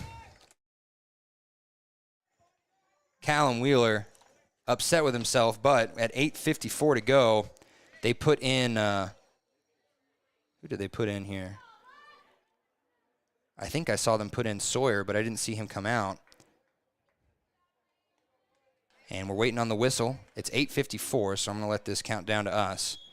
And Callum Wheeler's had a couple yellow cards this year. He's had a red card as well. But right there, that was a little bit more egregious looking than you'd imagine. He jumped in the air, and his knee went almost right into the chin of Brogan Byram. He ended up basically sitting on his shoulders when they got back up. And the ball stolen away as Buffalo got into the attacking third, kicked towards Colton Laird, and Colton Laird couldn't get it up to Finn Richards, but number 11, Rosales, couldn't stop the ball, and so Finn Richards had it. Now they're in the attacking third. Bear Blackburn takes a shot with the left foot, and it goes off it goes off the shin of a Buffalo defender, and it's cleared out. So now back in the center circle, Silas tries to kick it across the pitch, and a little fake kick. Oh no, it did get touched by Chamberlain. It looked like Chamberlain jumped over it and was waiting for it to go out of bounds. So throwing it in is Laird. I'm sorry, that's not Laird. That's Sawyer Knockhazel, and he throws it into Silas. Silas moving across the pitch into the middle. He has to kick it back to Carter Ayers, back to Silas now. Silas, a little triangle pass back to Carter, and then it gets off the foot of a Buffalo player, headed towards Colton Laird, and Colton Laird tries to head it back. Now Lozier working on number 19, Urruti, but Urruti gets a foot on it first, and Eric Harms loses it to Chamberlain. Chamberlain doesn't go out of bounds and saves it, and then Eric Harms heads it, and you thought Chamberlain was going to run at it. Chamberlain quickly grabs it from out of bounds, and a nice pass up to Urruti into the attacking third, and Urruti going to kick it out of bounds on accident. That was probably the best opportunity Buffalo's had since they have scored their goal 90 seconds into this game. Or should I say 50 seconds into this game. So yesterday on the same field, the Lady Tigers, 50 seconds in, had a lightning delay that lasted about an hour. And today on this field, Lander, 50 seconds in, gets scored on. So first minute at the Lincoln Middle School, not the best. The throw-in from Buffalo after Lander kicks it out of bounds was right into the middle of the goal box and kicked away by Otis Beeson. Now on this near side touchline, Urruti battles with Silas Wheeler. He ends up stealing it and then kicking it up where a sliding ball by number 17, Nicholas, he steals it, gets it up to Astolfi. Astolfi on this near side touchline gets it right past Bear Blackburn. Nice move as he went all the way out of bounds, but the ball didn't. And then he takes about a 30-yard shot with the right foot, and it goes left of the goal line, and Buffalo kicks it out the back. And Coach Mack here for Lander yelling out some instructions to their defenders. She's been a huge asset to this team this year, especially with a first-time head coach. And Silas Wheeler gets the goal kick right to him, and he could be called here. No, they're not going to call it. Silas had a hand inside of Urruti's jersey and was trying to pull him out of bounds when he was going out of bounds, but instead it just goes out of bounds off Silas. So right in front of the Lander bench at the 30-yard line, it's going to be number 7, Bowden, throwing in, and they're going to take Finn Richards out, and Callum is back in. And the throw-in goes perfectly for Buffalo. They kick it into the goal box, but Eric Harms is there. Callum Wheeler now stops the clear, and he's able to get it up towards Bear Blackburn, towards the center circle. Now Astolfi butt bumps Callum Wheeler and gets him to kind of fall, and now Astolfi and Silas Wheeler are battling for it. Silas wins that, kicks it up towards the center circle, kicked away by Nicholas, but right there is Bear Blackburn to save it, and he kicks it up, and a shove in the back there by number 23, Tomic, on Craig Hansen there, and Craig couldn't get to the ball. And now Craig on that far side touchline, him and another Lander player were right there, but Buffalo kicks it out of bounds. Quickly a throw in by Sawyer. off the head of 2 Buffalo players before it gets into the possession of Callum Wheeler. Callum gets it up to Silas, and Silas gets shoved to the ground again by Astolfi. And now Ethan Long just going to take a long shot with the left foot. That was from about 50 yards out. And Silas kind of grabbing his left knee. And we're going to get a free kick here from the 28-yard line. I'm not sure why, but either way, Otis Beeson kicks it, goes off the leg of Buffalo and into the center circle where Callum Wheeler was waiting. Silas kicks it up on the near side, and Lozier couldn't handle it and goes out of bounds. 4:25 to go, and coming back in is number 19, Jake Urruti, and coming out is number 2, Preston Braley. And if it were my guess here, I would imagine we're going to get at least one more yellow card with the way these teams are playing against each other right now. The throw-in right at the halfway line gets stolen away by Callum Wheeler real well. And now he's running all the way down the near side touchline all by himself. Gets past 1, gets past the second. He has to turn and cross. He stops, turns. He's not even going to cross. He's going to keep running towards the middle. He gets it up to Silas in the middle now, about 30 yards away from the goal. He gets a nice back pass to Callum, and Callum can't hold on to it, and it's stolen away by Urruti. Urruti tried a fake pass and didn't get past Carter Ayers, but the ball anyway does roll, and now it's in the feet of Chamberlain in the attacking third. He's trying to get it to Long, and it's stolen away by Carter Ayers. And Ayers, with a deep kick, gets headed away by Astolfi in the middle and gets high, and Buffalo has it now at the halfway line. A big header by Buffalo as they get into the attacking third again. Lozier has to stop it, put his foot on it. He gets it past 2 players up to Bear. Bear just a light pass backwards to Carter Ayers, and Carter Ayers bombs it down where Colton Laird is there to get it, and he heads it, and he heads it too hard. Sorry, I'm just angry that Colton Laird has had 2 opportunities in the last 2 games to turn and burn, and both times just a little bit too hard off his head or his foot, and it goes out the back of the goal line with less than 3 minutes to go, and that was one of the better-looking opportunities that Lander has had. And Lander now looking at a goal kick from the Buffalo team, still down 1-0. It's been 1-0 since 50 seconds into this game. The goal kick with a lot of backwards rotation, almost like a golf ball, as it bounces backwards. And now Callum Wheeler has it in the attacking third off a good pass. Now he gets it up to Bear. Bear has to kick it back to Silas right around the 35. And Silas, short pass to Callum, too short, and it gets kicked away by Buffalo as it was going towards Bear Blackburn. Now Ethan Long on the near side, trying to lead his teammate Chamberlain, and it gets kicked away by Lozier, but right towards Bowden, and Bowden has a great pass to Chamberlain here on the left wing. Chamberlain with the cross off the head of number 18, Rabel, and then it's still in the goal box. A couple Lander players trying to get it out, but it hits one Buffalo player and then doesn't go off the head very hard. Now Lozier has it as he's exiting the defending third, and he just kicks it out of bounds. And on the near side, right around the halfway line, it's going to be number 7 again, Lane Bowden. 1:40 to go in this game. Bowden throws it in with both hands over the head of Chamberlain. Lozier heads it away to Bear Blackburn, and Bear gets it stolen away immediately by Astolfi. Astolfi with the pink shoes up the near side touchline, and him and Bear battling, and looks like it's last touched by Astolfi, but he did hit the ground, and it looks like Bear may have given him a little shove. They're not going to call anything. It will be out of bounds off Astolfi right around the 1-yard line on the near side, and that's where Lozier is going to keep it up. Bear Blackburn tries to get the ball in from Lozier, and it gets stolen away by Astolfi and kicked. That should be a penalty. He was out of bounds, and he kicked the ball back way further outside the track. Almost like in basketball, you're not allowed to slam the ball as hard as you can down on the ground. Astolfi just went out of bounds, was angry at himself, and punted it. So a goal kick by Cody Elliott goes down towards the center circle, right at Buffalo, and right there waiting for it is Rabel. Rabel gets it stolen away by Silas. A little nice fancy footwork to turn around, get the ball up to Callum, who wasn't prepared for it. But at the center circle, Buffalo just kicks it back, and now a clear all the way down to the goal box. And is he going to get there in time? He is. Cody Elliott was neck and neck with Chamberlain. Chamberlain almost got there, but Cody Elliott was there first. 18 seconds to go in this game. Sequel Lozier chests it. Now him and Ethan Long interlock arms. Long hits the ground. They're telling him to get up. Silas Wheeler on the outside of the center circle kicks it back to Otis Beeson, who just deep kicks it down to Craig Hansen, and it goes almost out of bounds. And now it does go out of bounds, and it doesn't matter because that is the end of the first half. Well, it wasn't the best of halves, but it was good defensive work by Lander there after they got scored on. So we'll see what happens, and we will be right back with our CWC halftime show right after this. You need an oil change, but you don't have a lot of time. Expressway Lubes on South Federal in Riverton and Highway 789 in Lander provide a fast, professional lube oil and filter change. Expressway Lubes, locally owned and proud to support our local student athletes.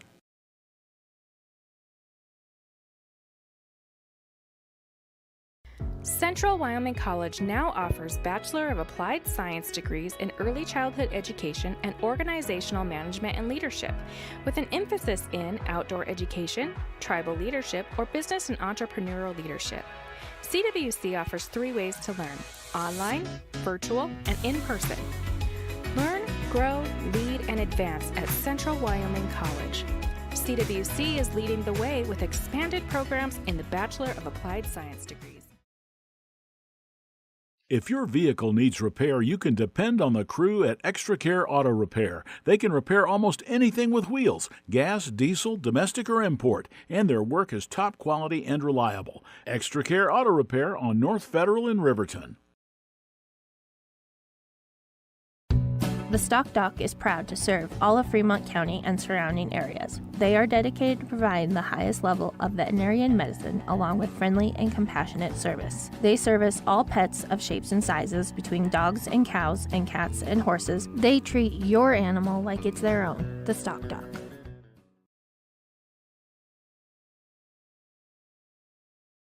From the wide open spaces to the canyon near you, Wyoming.com is reaching more homes and businesses than ever before.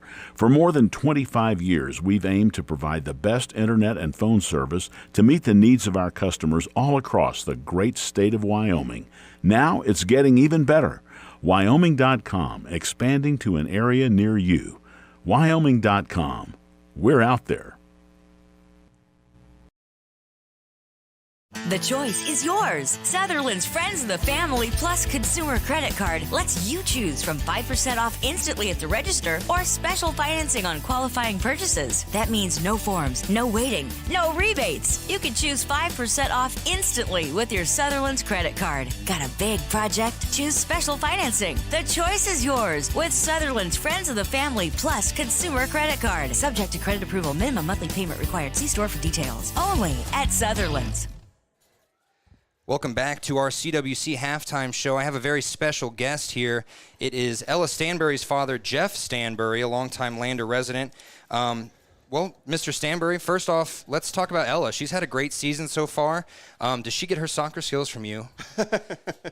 I have no idea about that, but it's been fun to watch. I coached for a couple years. I coached some of these boys that are out here today and some of the girls that are on the girls' team, and it's fun to watch them kind of go through the ages and progress, you know. They have the girls have a tough task ahead of them today. They have Cody. They've lost to him 3 times in a row, but that doesn't mean anything in state tournament time. So what are they going to have to do in your eyes to get past Cody today and get to the state tournament championship? I think they got to play just like they did in that first half in Cody. They played an excellent half. They hung with them. They were moving the ball well, linking passes together, maintaining possession, and that's what they got to do. They got to try and control their midfield as much as possible. And then they can be successful, I think. So, you know, Aislinn Donahue's played such a good year. Yes. And so Aislinn, Mason, Gilly Wheeler back there, and Allie, that defensive line gives them a good chance all the time. But Cody has so many scoring threats. So They really do. It's going to be a tough task ahead of them, but I have faith that they can. As far as these boys go, they're only down 1-0, but they've been down 1-0, it seems like the whole game so far. How do they get back on top of this and get to one more game of play? Well, they've got great midfielders and a good back line. They need more runs out of their strikers. To me, they're kind of sitting on top of their midfield, and if they get some more runs coming through, and show some passes to their midfield, and they put those balls through, I think they can score. You know, but they got to wake up a little too. I think the physicality getting pushed down every single 2 seconds is waking them up a little. Who knows? You run a very special event during the summer. It's called Lander Presents. It's a concert series. I went last year to every single one. It was super fun. The Future Birds concert was by far my wife and I's favorite memory of our summer. Tell us a little bit about Lander Presents this year. We have what I think is our best lineup.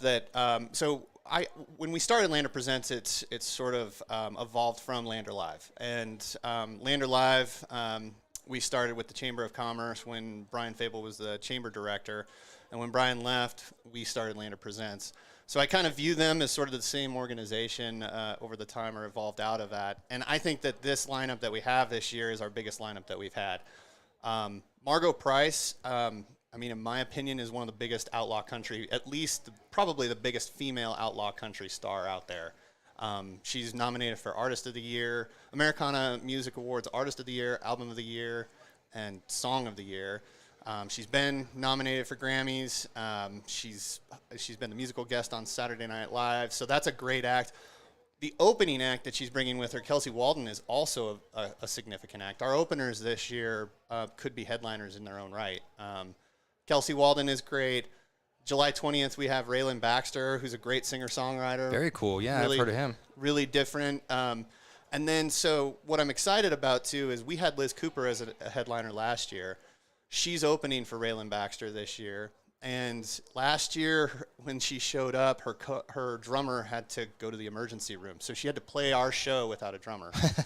So she is she's a hard rock act, so I'm really excited for her to come with her lineup intact. We've got Diggin' Dirt, that's a funk soul band with an eclectic lead singer.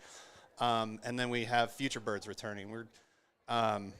That was a big debate in our mind to have a repeat. We haven't had a repeat at all, but the Future Birds burned the barn down last year.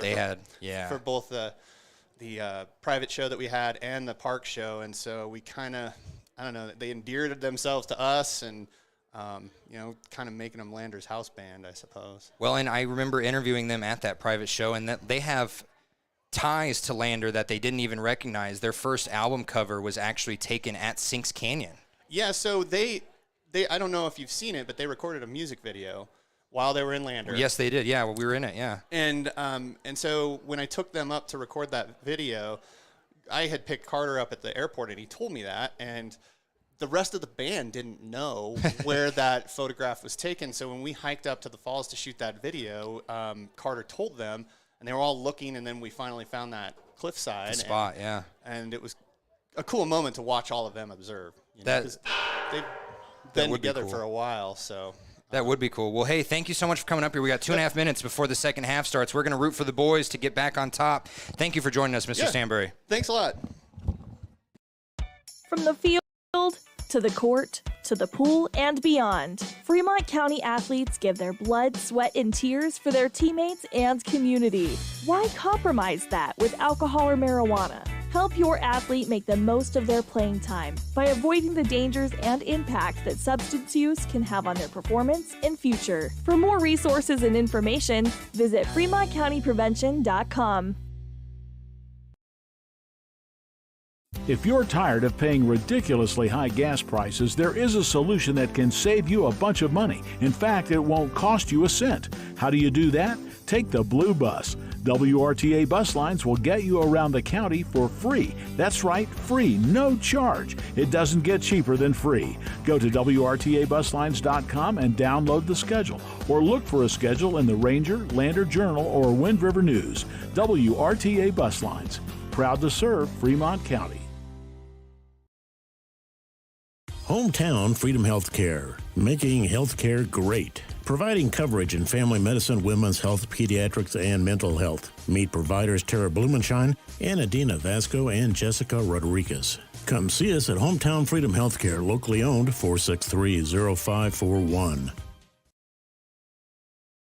When repairs are complete after a collision, you expect your car, SUV, or truck to look like new. That's the service you'll receive at Stork Auto Body in Riverton. Professionalism and meticulous attention to detail. You can depend on Stork Auto Body, 841 Miniweb Avenue, Riverton. Welcome back to the CWC halftime show. They're getting out on the field early, so we're going to have to say thanks to CWC, and we are going to get right back into action here in the second half. And after a full season of saying it wrong, we finally have the correct pronunciation. It is Sakale Lozier. And I don't blame Cyril Stauffenberg, but I think I heard him say Sequoil one time, or Sequil, and I just started going with it that way.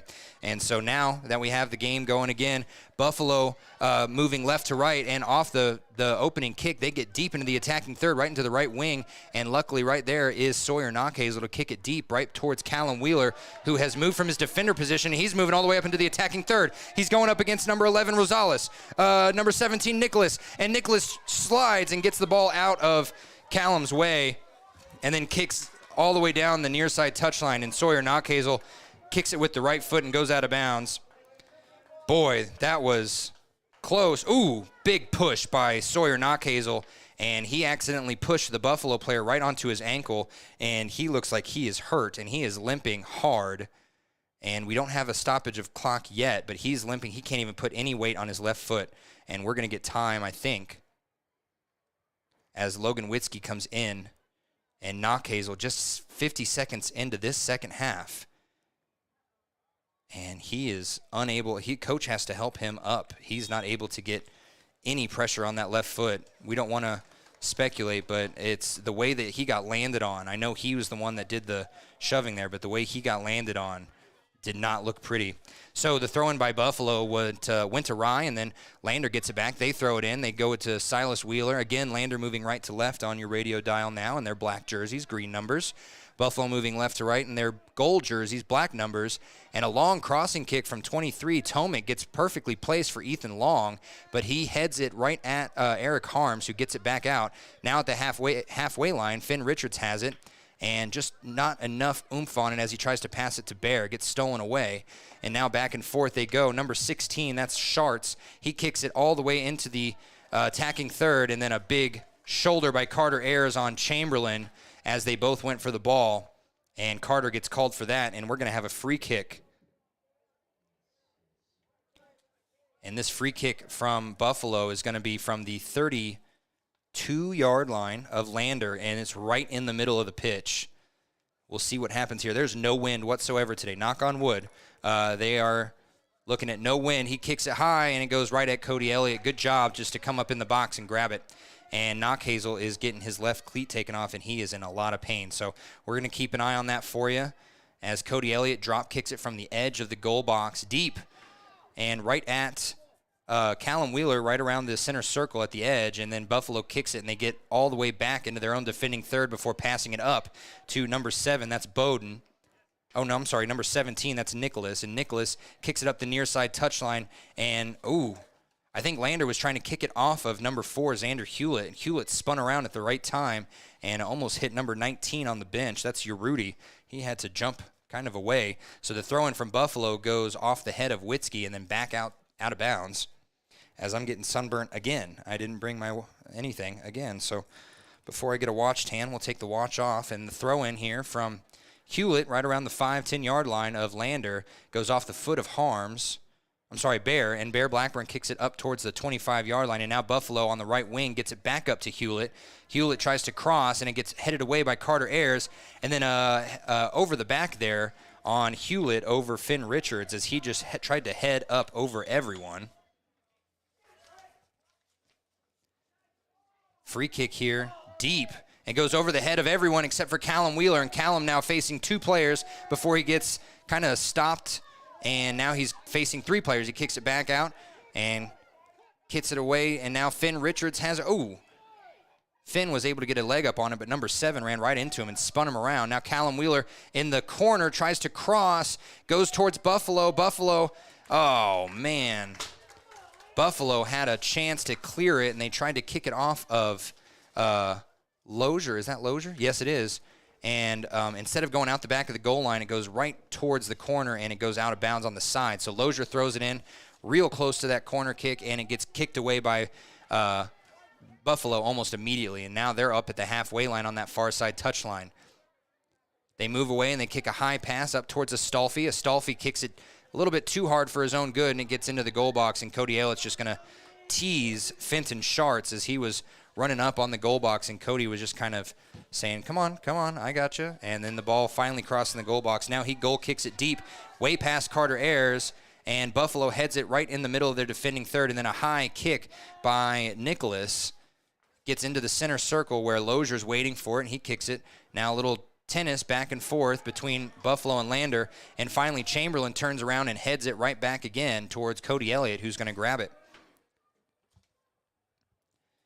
Cody Elliott, a shorter goal kick than normal, or a drop kick than normal, goes over the head of Finn Richards and just goes out of bounds right around the halfway line. Finn has some legs on him, but he couldn't jump that high, as the ball from Hewlett gets thrown in about 30 yards towards Buffalo's players, but right in front of them was Callum Wheeler, and now Otis Beeson and Ethan and Nicholas get into a little scrum and back and forth, and now it's going to be kicked up from Silas Wheeler off the foot of number 4. That's Hewlett. 4 versus 4 has been a fun matchup to watch today. The throw-in by Witzke, right around the 40-yard line, gets all the way to the center circle and then kicked up towards Stolfi, and then in the attacking third gets kicked back by Lander. Now, number 7, that's Bowden. He gets past 2 players in Lander and puts a shot up, and Cody Elliott has to dive to save it, and then he puts a hand on it, and he has to get back up and save another shot, and he's able to do that, and that was a great possession there by Cody Elliott. He was able to get up as soon as his hands hit the ball, and he hit the dirt. Then he has a nice kick down to Finn Richards, who has a good lead up on the near side touchline, and right there is where number 11, Jonathan Rosales, the freshman, is going to kick it out of bounds. Finn Richards gets the ball on the near side, right around the 5-yard line of Buffalo. There's 2 balls on the field, so we have to wait. He throws it in. He doesn't throw it in super hard, and off the head of Carter Ayers, saves it from going out of bounds. Does not go out the back of the goal line and gets it to Finn. Finn, in the other side, goes off out the back of the goal line, and another squandered opportunity, and you could tell the Lander bench is upset. They thought they had that one. The throw-in from Finn was good. Carter, his header just went the wrong way towards the back of the goal line, and then it just became don't let it go out, and between those two, they couldn't do that. So the goal kick from the goalie, Wonka, off the head of Witzke right around the halfway line towards Silas Wheeler, who's right at the 50, and now he's entering the center circle, passes it up to Bear in the middle of the pitch. Bear with a high flying pass down to Finn. Finn runs into the goalie hits the ground. What's the call here?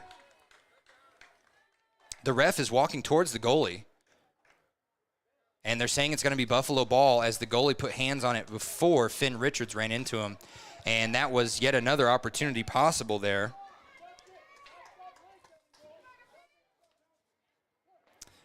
I love having conversations with non-sports affiliation like we had at halftime. If you missed our halftime interview with Jeff Stanbury, you missed some good insight on the girls and the boys game, but also good information on the Lander Presents concert series this year, as they have quite a few good headliners like they did last year, including last year's Future Birds headliners. They're coming back. And the goal kick was kicked back into the defending third by Lander and then kicked out of bounds by Buffalo. Now thrown in again by Craig Hansen on the far side around the 10-yard line, and it gets headed away by number 7. That's Lane Bodum. So we're going to wash, rinse, repeat here. And the popcorn and cotton candy truck is open. I see big bags of popcorn, not the small bags you get, like the little paper bags. There's some long ones here. So the throw-in from around the 5-yard line by Craig Hansen. Throws it right towards Bear Blackburn. And he heads it right out the back of the goal line. And no, they're going to say that was last touched by Astolfi. I didn't see that, but maybe Astolfi tried to get ahead on it as well. So Bear Blackburn going to come up and hit this corner kick from the far side on the right wing of the goal box. And good news is Sawyer Knockhazel is walking without a limp, but he is just testing it out. The corner kick high off the foot of Carter Ayers, and then it has to be headed back. And, a big shove, and it ends up with Chamberlain somehow coming out of this pile with the ball into the middle third, gets past 3 players, including Beeson now. He's walks across the middle of the pitch, gets it all the way across to Ethan Long, and Long with the left foot crosses all the way to the right wing where number 4 Hewlett is, and he stops it, and he crosses, and it's going to go, he hit the field goal post from the other side of the field goal. So with his right foot from the right side of the goal box, it goes into the uprights and hits the left field goal post. They call that a doink in the football world. The goal kick is low from Callum Wheeler right to Silas Wheeler, and Silas has to get past 2 players. He does so. Now he gets past a third before being tripped by Astolfi, and he is on the ground again, this time holding his shoulder. And they're going to whistle that on Astolfi. Reminder, Astolfi already has a yellow card. So does Callum Wheeler. One more. They will have a red card. Otis Beeson free kicks it from the 45, and it's deep, and it's right to Finn Richards, but it goes also into the hands of the goalie. And the goalie and Finn have been barking at each other ever since they ran into each other about 5 minutes ago. And it is not looking pretty for the attempts here for Finn. He's had a couple good looks, but the goalie and him just running right into each other. The goal kick deep, and it's a little bit too deep, or is it, as Hewlett comes all the way down to where the corner is, and it gets kicked out the back of the goal line by Callum Wheeler, trying to save it from being crossed over by Hewlett. So we're going to get a corner kick, and it's going to be Ethan Long, the lone goal scorer from today's game, taking this corner kick. Sawyer is getting his leg and ankle wrapped up right in front of me on the athletic table. Long from the near side corner on the right side of the goal box of Lander. He kicks it low off the head of Callum. Nicely done. He heads it back out towards the near side, and that's right where number 7, Bowden, is. Bowden gets past one player, and then it gets kicked away by Otis Beeson, and that's a good clear. It gets all the way down past the middle third, and Buffalo's defensive line was not there. Buffalo's defensive line was at the halfway line, and they had to chase it, and that was Michael Tomic that got all the way down to the 30-yard line and kicked it out of bounds. So now Finn Richards, right in front of his own bench, throws it in right at Silas Wheeler, puts a foot on it as he and Astolfi are battling, and then a kick goes right over the head of Silas Wheeler as it gets cleared out to the halfway line. Now Chamberlain and Callum Wheeler battling. Callum tries to slide through and doesn't get to it, and then a long kick down to Hewlett, perfectly placed at the right side of the wing, and he's going to cross it, and it's going to go out the back of the goal line. Sawyer has given me the thumbs up. I don't know if that means he's good or not, but he looks like he's ready to come back in. The goal kick from Cody Elliott, a little low and to the far side. Over to Lozier. Lozier on the far side touchline, hugging it and tries to get it up to Craig Hansen. And then Craig Hansen accidentally kicks it out of bounds. So now we have a sub in coming. I see number 4, that's Hewlett. He's been running up and down the field. He gets replaced by number 18. That's Lane Rabel. And then number 5, Ethan Long, gets replaced by Jake Urruti. Sakale Lozier. I'm still flabbergasted that we were unable to say his name correctly all season after I was told that was the correct pronunciation. A long clear by Lander gets all the way down to the other side of the pitch, and it's going to go out of bounds, and it's going to be Buffalo's throw-in from their own 20-yard line here. Brett Pren saying somebody hit the ball, and as they throw it in, they do just that, and are they saying that was off? They are saying that was off of Buffalo. So a good move there by Lander to squish 2 Buffalo players into the ball and kick it out of bounds. So the throw into Carter Ayers. Ayers gets it over to Finn. Finn going to finally take the shot, and it gets blocked away by number 23, Michael Tomic. Boy, he had an open look at the goal, and Michael Tomic just jumped right in front of him. So the throw-in from right outside the goal line is quick, right to Carter Ayers. It goes over his head, and now Buffalo tries to clear it. And then Silas Wheeler kicks it into a pile of gold, and then it gets cleared finally out to the center circle. And again, Lander unable to score when they get 4 or 5 people in the box down there. Otis Beeson corrals it right around the middle third. He stops, kicks it up to Hansen on the far side. It gets stolen away by Chamberlain, and then stolen away by Callum. Nicely placed to Bear Blackburn. Blackburn puts up a long shot with the left foot, and it goes off the hands of the goalie and then saved as it hits the ground. We are nearing halfway through this second half, and boy, Lander has just not been themselves as far as offense goes. When they have a good offensive output, they have a lot, but today and yesterday they are just sticking with defense, hoping that it can form one offensive goal, and right now that's all they need.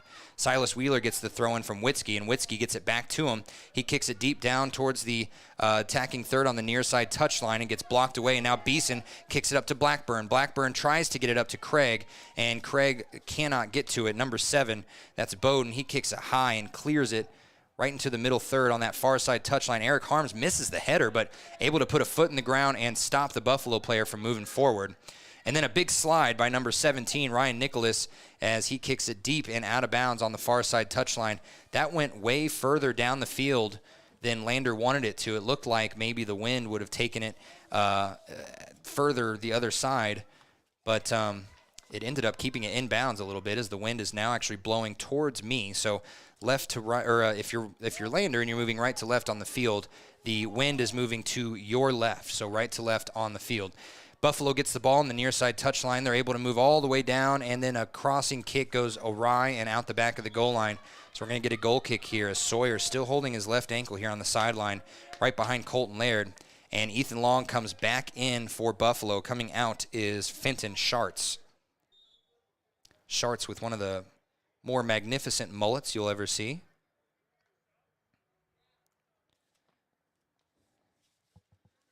Callum Wheeler is going to take this goal kick with 24:15 pretty much to go. From the bottom of the O in Wolves on the right side. He kicks it. Ooh, off the head, kind of hard. It almost hit his face instead. Jonathan Rosales tried to put a header on it, and Carter Ayers wasn't letting him. Gets to Buffalo anyway. Their defensive line has it, and they kick it up to the midfield, right where number 19, Urruti is. Urruti gets past one player, gets past the second, and now it's up to Callum Wheeler to kick it out of bounds, and he does. And he does so right around the 10-yard line on the near side. The throw-in from Urruti, quick, goes over the head of almost everyone into the middle of the goal box.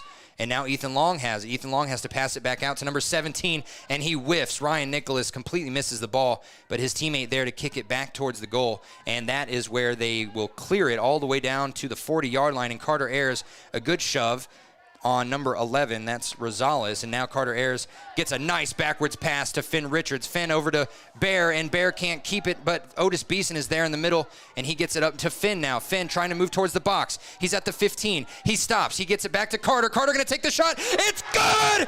Carter Ayers with the goal to tie the game.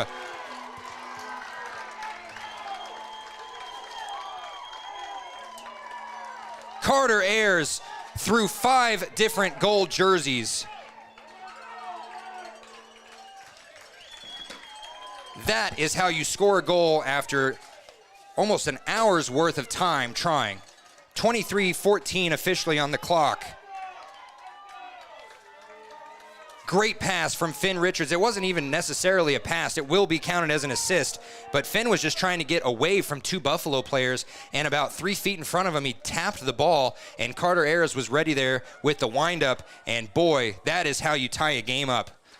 So the kick from Buffalo from the halfway line, and it just gets cleared and out the back of the goal line on the other side of the field, so we're going to have a goal kick right away with 23 minutes to go.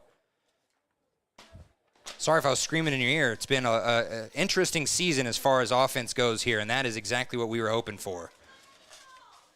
Callum Wheeler from the middle of the L and the V in Wolves on the right side, going to kick it, and he kicks it low right to Silas Wheeler around the 30-yard line. He does his little spin move he loves to do so much and kicks it back to Lozier. Sakale Lozier, for those of you wondering. And then it gets kicked all the way down to about the 35-yard line of Buffalo and kicked out of bounds by Brogan Byram. Colton Laird going to throw it in right back at Byram, and Byram kicks it back to him. Now Carter Ayers has it at the 20. He's going to turn around. He gets it stolen away, but kicked back to Silas Wheeler. Wheeler through the legs of a ref. Nicely done to get it up to Otis. Otis gets it up to Finn. Finn loses it to Ethan Long, but Ethan Long trying to pass it up to number 19, Urruti, gets it stolen away, and then a long kick by Witzke, about a 30-yarder, and it doesn't have enough oomph on it. It hits the ground and into the hands of the goalie. 22 minutes to go. Long goal kick, long, and over the head of Callum Wheeler. The only one down there is Urruti. Is it going to go out of bounds? Urruti heads it out the back of the goal line. That was about a 100-yard kick. I wish I had the amount of leg power that some of these kids do. Number 16 and number 4 coming in for Buffalo. That's Xander Hewlett, the senior, and Fenton Schartz, the junior, comes in for number 18, that's Lane Rabel, and number 19, that's Jake Urruti. Goal kick from Callum, way down there, past the halfway line. Carter Ayers put a leg up in the air, just didn't get any contact, and now the goalie from Buffalo just going to come out and kick it, and it goes out of bounds on the near side, and that's right in front of the Lander bench. So Finn Richards grabs it quickly, puts it up underneath the leg of Carter Ayers, and he is battling with number 4, Hewlett. He wins that battle and clears it and kicks it back to the middle of the attacking third, and Colton Laird can't get enough on it as he's running backwards trying to kick it, and it does not go his way. Buffalo ends up clearing it all the way back to Cody Elliott, who's just going to grab it at the left wing corner of the goal box. I'm getting sunburnt up here, but it's worth it to watch this game. 1-1 game. We are about halfway through this second half as that goal kick from Cody Elliott goes right to Astolfi, and he gets a slide from Sakale Lozier, ending up getting the ball back to Carter Ayers, and then just a long pass from Bear Blackburn, and it's too long for anyone. That was about 20 yards in front of everyone. It goes towards the goal box, and the goalie going to keep it. Goalie drop kicks it about 50, 60 yards right to Carter Ayers, or Callum Wheeler's head. Callum, and a trip right there by Finn Richards, and that was not egregious, but he was trying to get the ball from number 17, Ryan Nicholas, and just got his feet instead. So we're going to get a free kick from right past the halfway line, about the 47-yard line of Lander, and it's going to be number 7 taking it. That's Lane Bowden. I'm sorry, that's number 6. I apologize. That's Brogan Byram, the senior. Lots of B names here. And Buffalo is all on the left side of the box. See why they're doing that, and it's because they're trying to get a header off of the free kick, and it goes up and off of the hands of Cody Elliott, and Cody comes back to the middle of the goal and dives right on top of it. Well done. Cody Elliott with a nice save, laying it all out just to get that ball, and then he drop kicks it deep, and it's going to go out of bounds right in front of the Lander bench here at the 25-yard line. A 1-1 game for Lander. 19:10 to go. Buffalo throws it in. Witzke gets a nice box out on number 4, and then it's kicked away by Buffalo, and it's kicked away. Almost hits Braden Lincoln in the head on the bench as Finn Richards quickly throws it into Carter. Carter puts a shoulder in, and then he hits the ground. Number 23 not being called for it. Now he is, and that's in the box. That's at the very left corner of the goal box. Are they going to say this is a penalty kick, or are they going to say this is a free kick? They're saying this is a free kick right at the 10-yard line. For those of you that have not seen a soccer field, this soccer field in person, the goal box reaches all the way out to 9 yards and about 80% of the way from 9 yards to 10 yards. So it will be a free kick from the 10-yard line right at the corner of the goal box, and that is upsetting because that'd be a penalty kick anywhere else. That kick right at the legs of number 23, that's Tomic, and the line with 2 people did its job, and then it goes back out to Silas Wheeler, who takes a high kick, and it's over the field goal post. That'd be 3 points in football. But we're not playing football. We're playing football.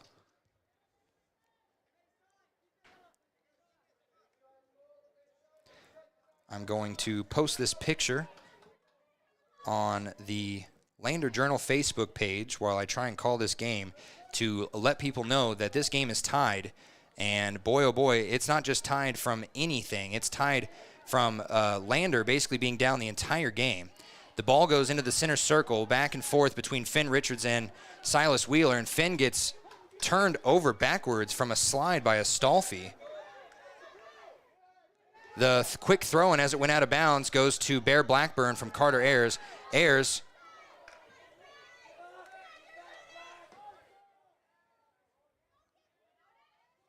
and now in the middle of the field, Astolfi has it, trying to get it past Otis Beeson.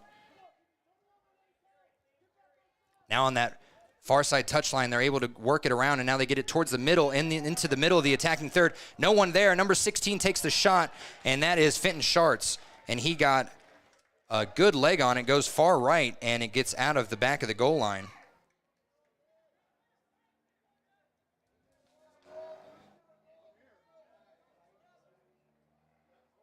Now a goal kick from Callum Wheeler. And now back and forth, and it goes out of bounds. Last touch by Buffalo, trying to kick it back into the attacking third. And now Finn Richards, luckily that did not go out of bounds on him, but it gets stolen away by Hewlett anyway and kicked towards the attacking third. And now it gets headed away by Eric Harms, but it goes the wrong way, and so it's up to Callum Wheeler to save it and clear it, which he does. And now Carter Ayers clears it, and he's got a good lead on Finn Richards, and Richards is racing number 23, Tomic, and it goes out of bounds.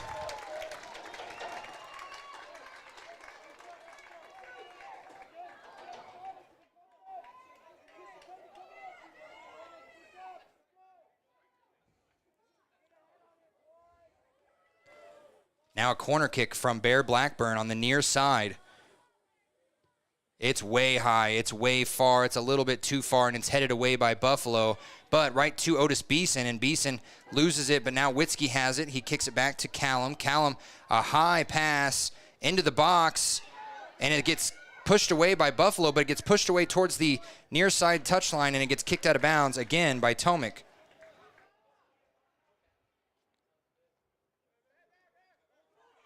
Now the throw-in goes to Bear. Bear gets tripped up by Tomic, no call, and it gets cleared away by Buffalo all the way down to Cody Elliott, who comes way out of the goal box and just kicks it right towards Callum Wheeler at the center circle. And then him and number 16, they battle for it, and now Callum wins that battle as he heads it back and forth, higher, and now number 16, again, that's Schartz. He's able to head it backwards towards the center circle where Astolfi is. Astolfi kicks it towards that far side, and Bowden keeps it. Now he tries to cross, and Silas Wheeler kicks it and clears it down past the center circle. The only person down there is going to be the goalkeeper, and he's going to come out of the box and kick it himself, and it's going to go out of bounds. And it hits the ref's table.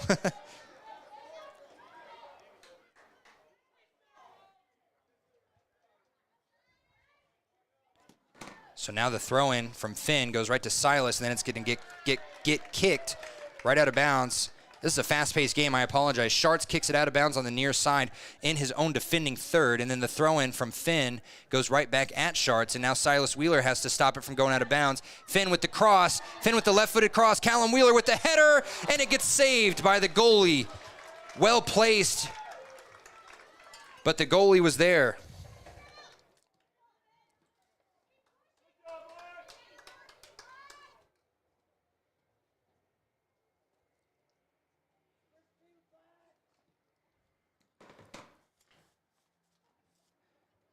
Ethan Long gets the ball from the middle. And then it's headed away by, is that Callum? No, that's Lozier. I apologize. Lozier keeps it inbounds. Nicely done on that far side. And then he left foots it, and it does go out of bounds on that far side touchline. And they're saying that was last touch by him. I thought maybe the Buffalo team tried to grab it out of the air with their head, but that did not happen. 13:20 to go in this game. We have some subs coming in. Number 2, Preston Braley coming in for number 4, Xander Hewlett. And Sawyer Knockhazel is back in the game. And coming out, I believe I saw was Witzke. So now the ball gets thrown in by Buffalo and gets right to Otis Beeson, who kicks it deep back to Cody Elliott. And Elliott from the goal box just kicks it and clears it past the halfway line. Now Silas Wheeler has it after Buffalo ricochets. He gets past one player, gets past another, and then it gets stolen by Astolfi. And Stolfi kicks it back to his defensive line, who kicks it up high towards the center circle, headed away by Callum. Astolfi grabs it. Him and Bear Blackburn twisting legs together to try and get the ball from each other, and now Astolfi runs on that far side touchline. A nice slide by Bear Blackburn, a close one too. That could have been a dangerous move as he just kind of stops, drops, and rolls his feet towards Astolfi. It goes out of bounds on that far side. And I apologize, it was Colton Lair that came out. Witzke was already out. On that far side touchline, the throw-in goes right to Urruti, and Urruti tries to head it and then kicks it himself to the right side of the goal box, and it gets corralled by Cody Elliott, who quickly throws it to Finn as Buffalo is still trying to get set up. And then Buffalo's Urruti ends up stealing it, but Silas Wheeler steals it right back, kicks it up towards the center circle. Right in the middle of the field is where Carter Ayers was. He turns around, puts a leg on, and gets shouldered by Brogan Byram back to the center circle. Now Carter has it again. He moves into the attacking third by himself, moves up past one, moves past another. He gets it up to Craig. Craig takes the shot. Craig hits the field goal post, and that's going to be out of the back of the goal line. Still great movement, great offense in this second half from Lander right now.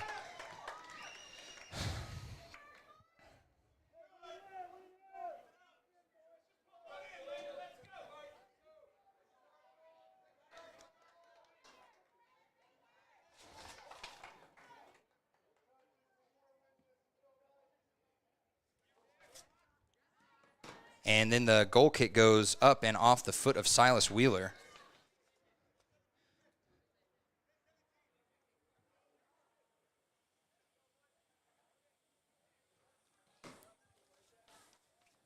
Throwing it in from the halfway line is Ryan Nicholas with the headband on. He throws it past past Finn Richards, but then it gets ricocheted back to Finn, and he kicks it towards the middle of the pitch, whereas Stolfi was waiting for it pretty much.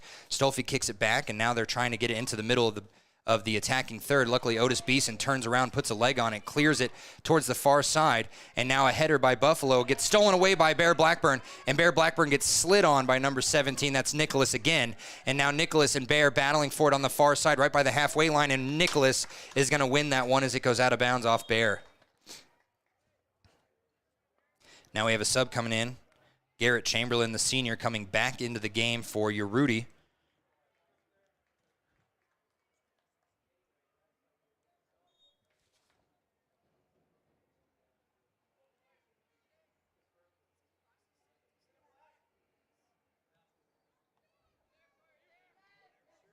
The ball goes deep off of the throw-in and the header, and then Cody Elliott doesn't grab it. He ends up kicking it back towards the goal box. Don't know what was going on there, but he ends up running back and grabbing it, and Callum Wheeler breathes a sigh of relief as he was there, but there was also 2 Buffalo players there around him.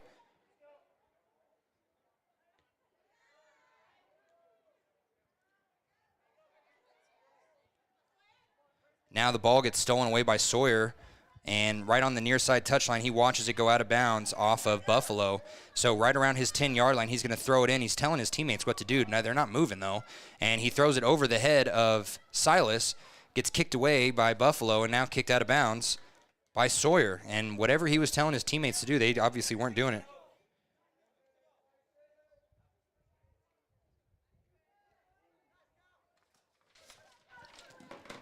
Big track state tournament right now. That's what I'm actually texting about, trying to see if there's anyone from Riverton, Lander, Shoshone, anyone from Fremont County that might be breaking some records or doing some things out there. I think we're all pretty positive that Lander's Gage Ghost might break some state records today that he's already owns the records for in the hurdle races. As we're going to get a free kick from Callum Wheeler. It was offsides on Buffalo, so the 23-yard line is where he will take a very low, short kick to Otis Beeson in the center circle.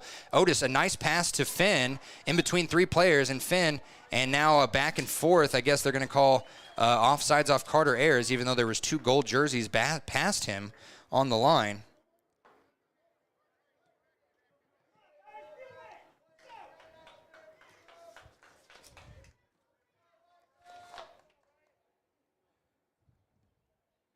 Now the kick from Buffalo, the free kick goes over the head of everybody, and then it gets cleared and kicked away deep, and it's going to go out the back. No, it's going to go, Buffalo might have wanted to let that one do something different as it went out the inside near touchline, and I think that was actually off of Buffalo. They're saying the Buffalo last touched it. What happened was it went all the way down to the left side, near side wing here, and I think everyone thought it was going to go out the back of the goal line, and it was Lander that last touched it. I thought so. But instead of going out the back of the goal line, it curved right before it hit the flag. So it's going to be a throw-in from basically right by the corner, and it's going to be Buffalo throwing it in. The throw-in here goes right to Silas Wheeler, and well done. He passes it up to Otis Beeson. Beeson gets it back and forth between Bear. Beeson just going to take a long shot, and it's going to go over the field goal post.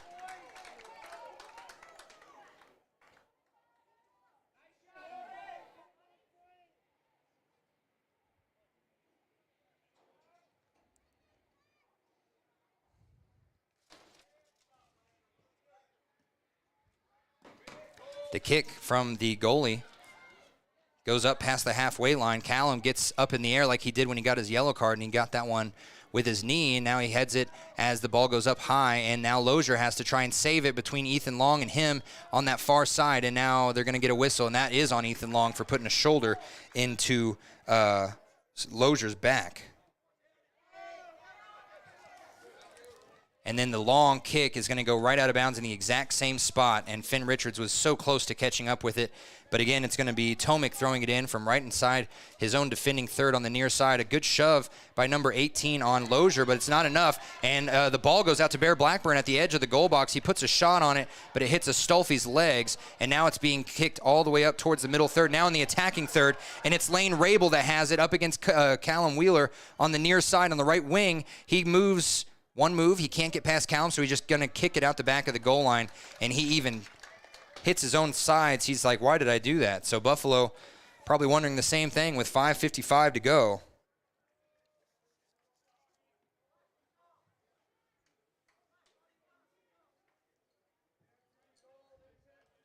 So a goal kick now from Callum between the V and the E.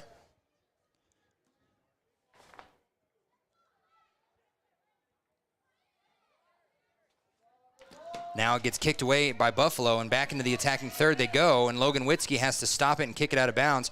Good thing he got some distance between the attacking third or the defending third and the middle third. He kicks it deep right towards the 45-yard line where it goes out of bounds. And then 17-on-17 crime here. Finn Richards versus Ryan Nicholas. Nicholas gets turned around, and Finn kicks it out of bounds right again at the near side. And the throw-in goes past Witzke's legs, and Chamberlain is going to catch it out of bounds, and he's going to kick it, and Cody Elliott has to walk backwards and dive backwards to land on the ball. Cody Elliott has shown some real grit today. Now, long drop kick right at the halfway line where Buffalo's going to head it right back into the attacking third. Beeson's there, though. He heads it up to himself, and then Chamberlain steals it from him when it hits the ground. Now on the far side, Lozier stops it from going out of bounds. Takes a second, winds up, kicks it deep down towards the halfway line and gets stopped by Buffalo. Buffalo now moving with it towards the attacking third, but Beeson, after a pass is too long, he kicks it towards Carter Ayers, and now Ayers and number 11, that is Jonathan Rosales, with the left foot, kicks it out of bounds on the far side.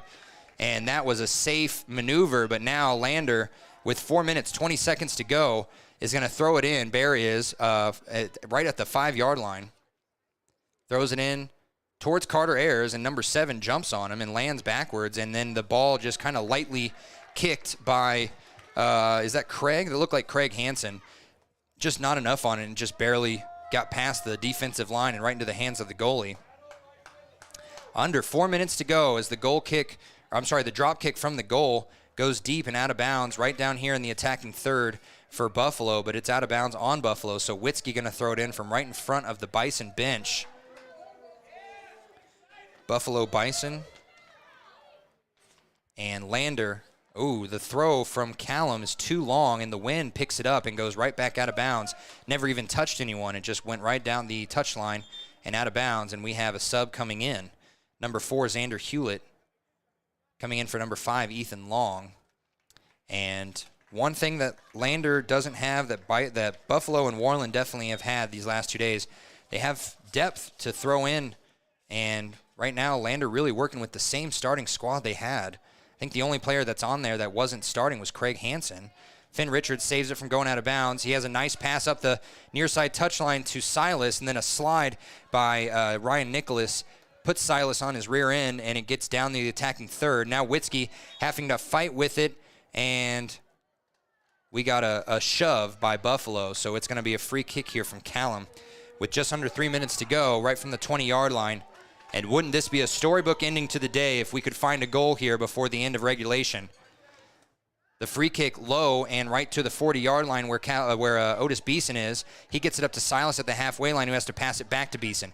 Beeson with the right foot up to Finn. Finn's pass a little too hard and goes out of bounds. It was a great lead for Otis Beeson, just a split hair too long. And now a big whiff by number 17, that's Nicholas, but it still is Buffalo ball as they move deep into the attacking third, and they kick it too hard, and it goes back to Cody Elliott in the goal box, and he just saves it, and he's going to corral it, and is he going to throw it, or is he going to kick it? He's going to drop kick it from the edge of the goal box, and it's going near the touchline near us. Gets stopped up under the foot of Hewlett. Hewlett and Silas, 4-on-4.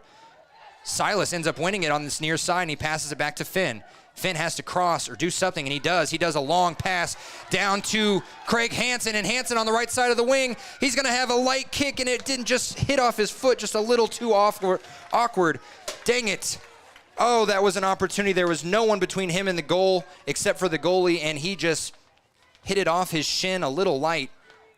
And so the goal kick goes right to Callum Wheeler with 1:40 to go, all the way down about 60 yards down, and then Eric Harms gets it, kicks it up towards Bear. Bear loses it to Astolfi. Astolfi kicks it back to their defensive line, and luckily Callum Wheeler has hops because that would have gone over him and been a perfect pass for Chamberlain, but he heads it back, and now it's in the center circle where Otis Beeson has it with his chest. Otis Beeson can't get past Astolfi. Astolfi's steals it, and then grabs it again. Now he's working up on Eric Harms. He's going to give a pass to Chamberlain. The only person there is Witzke. Witzke, nicely done with 2 Buffalo Bison besides him. He kicks it away and towards the middle third. Now Silas Wheeler has it. He has a long pass across the pitch to Craig Hansen.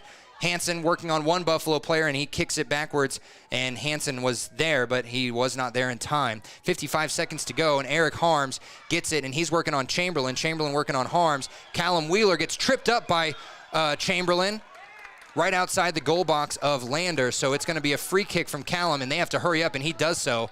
He's going to hightail it down to Finn, who heads it over to Bear Blackburn. They're already in the attacking third. Bear moves it up to Carter. Carter wasn't prepared for it, but it gets bounced out to Craig Hansen in the same spot he was earlier. Now a high pass over to Finn, and Finn's header goes almost out of bounds. Now he saves it, and now it does go out of bounds off the near side touchline. 10 seconds to go. It looks like we're going to extra time. The throw-in from Buffalo, and it's not going to do much. Oh, they must have a clock. My clock is a little fast. They have 10 seconds to go. 5 seconds. Callum Wheeler has a quick throw. It won't really matter because horn is going to blow here, and it does.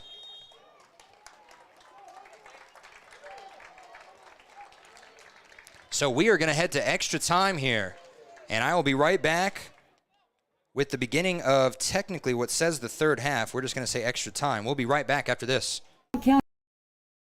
County Fair wish to thank everyone who attended the fair this year. Whether you enjoyed Family Day, a night event, entered a craft show, or showed your livestock, thank you for all your efforts. We'll be moving and grooving next year, so stay tuned. Living well isn't just about things. It's about the things that matter. Your family, your friends, and your health. For decades, Sage West Healthcare has been committed to improving the health and care of our communities.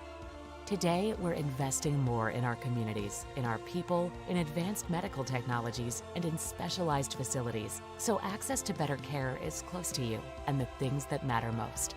Sage West Healthcare. Be well, live well. That's why we're here. At some point, everyone is a pedestrian. When you're driving, yield to pedestrians. Wear light clothing. Walk on a pathway instead of the road. Look out for pedestrians. Avoid distractions like your phone. Look out for pedestrians, they're everywhere. We are the Wyoming Indian Lady Chiefs. We need you in our stand.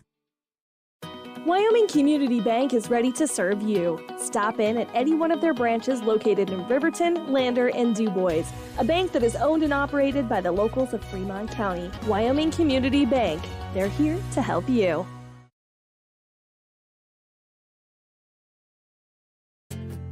From one corner of the state to the other, over 82% of Wyomingites wear their seatbelts. And to the 18% who don't, we say, let's buckle up for life, Wyoming. It's more than clocking in or collecting a paycheck. We are a network of caring professionals who want to be here, dedicated to serving our communities. We are Sage West Healthcare, our 2 campus hospitals in Riverton and Lander.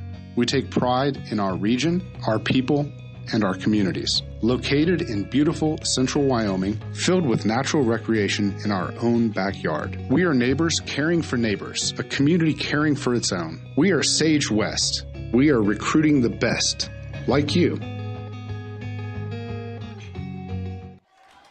Welcome back. It is overtime, extra time here, and I wish I could have recorded what the assistant coach for Lander was just saying as he just rallied up the entire bench and the entire bleachers with what he was saying.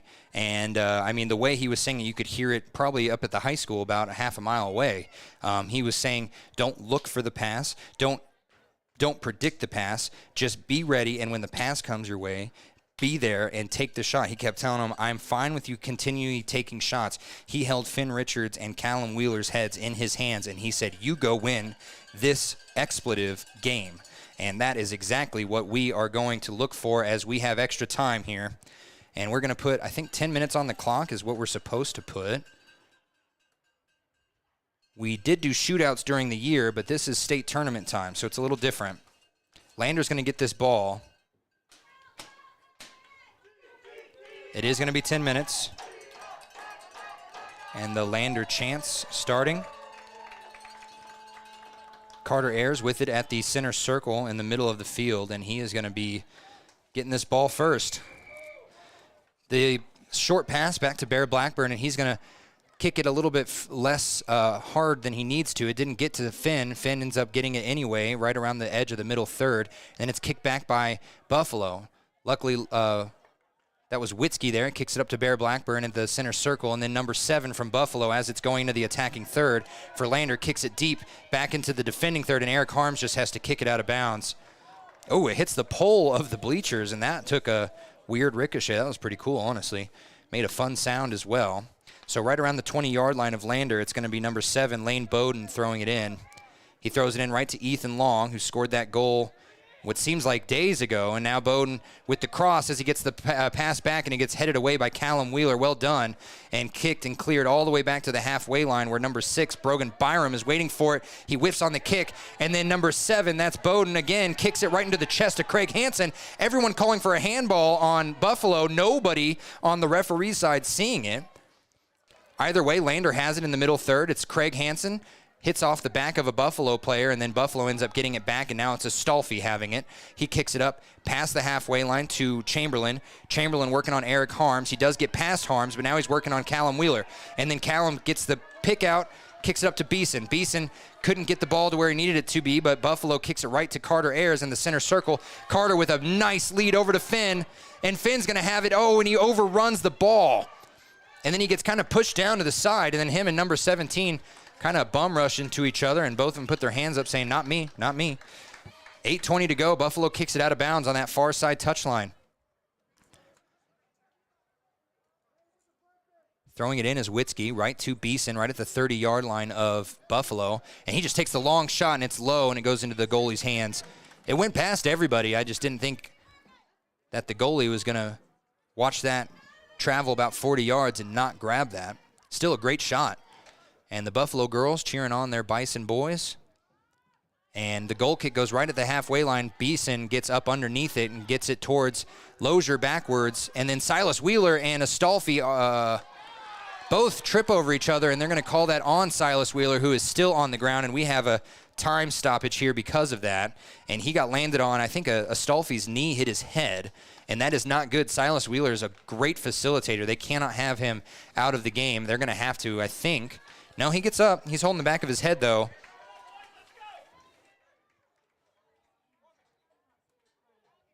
Time continues. 7:34 is the actual time, and it's going to be Sawyer Knockhazel coming in for Silas. And it's going to be a free kick here from Brogan Byram from the 42-yard line of Lander. Just under 7.5 minutes to go. And they're waiting on everyone to get set up, and they get the whistle, and here we go. It's high. It's toward a group of gold jerseys, but it goes over everybody and out the back of the goal line. And Green River boys getting ready to play on their home field here right after this. You can see them getting ready as 7 minutes to go. The goal kick from Callum Wheeler coming between the L and the V of Wolves. Lander moving left to right. If I didn't tell you that already, I apologize. Left to right now in overtime. And the ball goes right at the center circle. Buffalo's number 11, Rosales, kicks it out and towards the near side, and that's where Lander gets it, kicks it back towards their defending third, and Knockhazel has to try and pass it to Bear. But a couple headers by Buffalo keep Bear from even getting close to the ball. Now they're on that far side touchline. They try and cross, but Beeson's there to stop it right at the 20-yard line. Beeson has someone run up on him, and he passes over Sawyer Knockhazel, almost a Stolfi's ball, and now it's going to be number 7. That's Bowden's ball. Bowden is sliding to try and keep the ball in his possession, but he gets it stolen away by Callum anyway. Now over to Finn on the far side. He has a nice pass between two players up to Carter Ayers on the far side. He's trying to get around Rosales. He gets one through his legs, and then it gets kicked away and cleared by Buffalo out of bounds right around the halfway line. Boy, Carter Ayers put on a clinic to get past one player, but it's a lot to get him to get past two. You can ask him to do a lot, but that's a lot too. The throw-in from Finn right to Otis off of his shin, a little hard towards Astolfi. And now, a sliding ball goes off of Finn's foot and goes out of bounds, and it's going to be Buffalo ball. And that was number 17, Ryan Nicholas.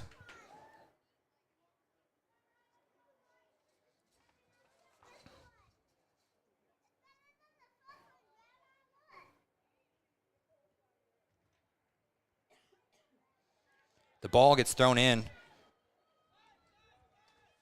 And then it's stolen away by Eric Harms, of all people, in the center circle as the ball goes too far. Now Sawyer Nakazel with a nice pass over to Craig on the right wing. He has to cross or he has to look for a goal. He gets blocked up, tries to volley through Buffalo's defender, and that didn't work. And now Astolfi has it. He gets slid on by Sawyer Nakazel. Doesn't keep him from losing possession, but it's on this near side touchline, and Astolfi gets it back out to his defender, who clears it, and it will go out of bounds. Oh, no, it won't. It bounces perfectly for Chamberlain, and Chamberlain runs all the way down to the 20-yard line with it, and now it's just him and Eric Harms. Callum Wheeler has moved up. A nice pass past Callum Wheeler to get to number 4. That's Hewlett. And then back to Ethan Long, who's going to take a long shot.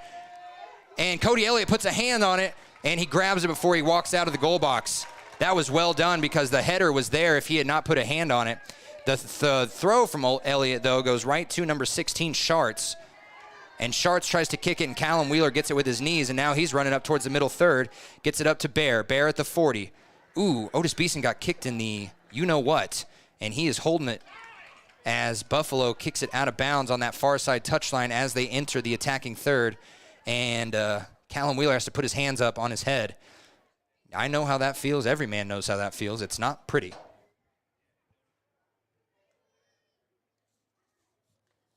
And I guess it was Lander that must have hit that out.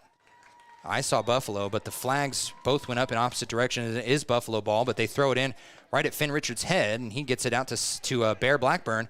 Blackburn passes one player. Now he's getting chased by Astolfi. Gets a great pass up to Carter Ayers. Ayers gets slid on by the goalie. Is this a penalty? What's going to happen here is Carter Ayers hit the ground first. The goalie slid into Carter Ayers.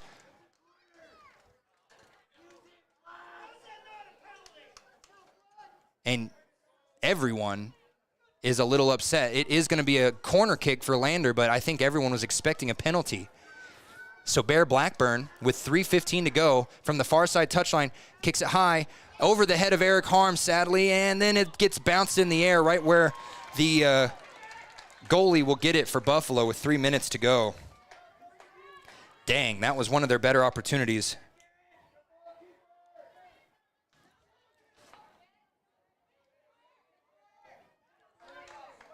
And the ball goes back and forth in the center between Lander and Ethan Long.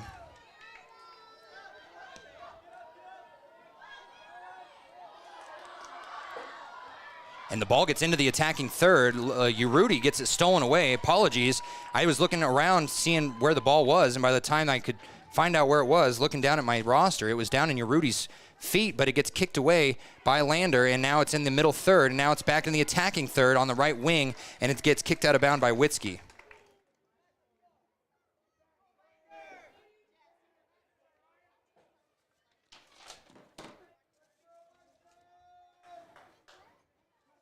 The throw-in coming from the 10-yard line. Urruti throws it in right at Chamberlain, but over his head, and Callum Wheeler heads it right to Bear Blackburn. 2 minutes to go, 120 seconds between Lander and shootouts.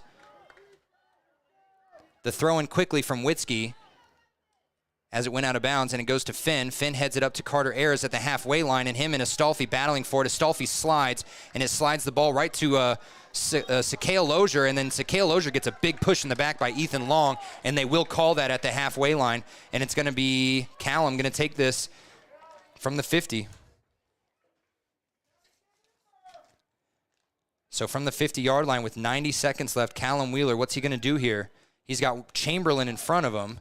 He kicks it over Chamberlain and perfectly placed for Carter Ayers, but it goes off his foot a little awkward, almost goes out the back of the goal line, and instead is picked up by the goalie.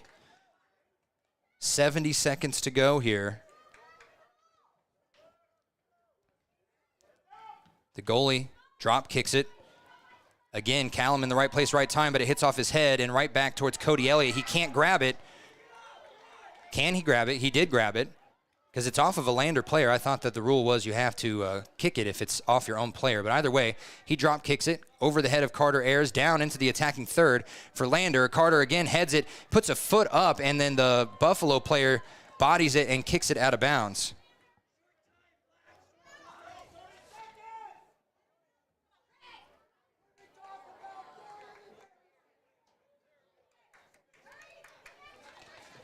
So the throw-in after Lander was apparently called with the offside or with the out of bounds there goes towards the attacking third, and then Chamberlain loses it to Otis Beeson, and then a nice little triangle pass between Callum Wheeler, Sawyer Knockhazel, and now Bear Blackburn, but Blackburn gets it stolen with 15 seconds to go.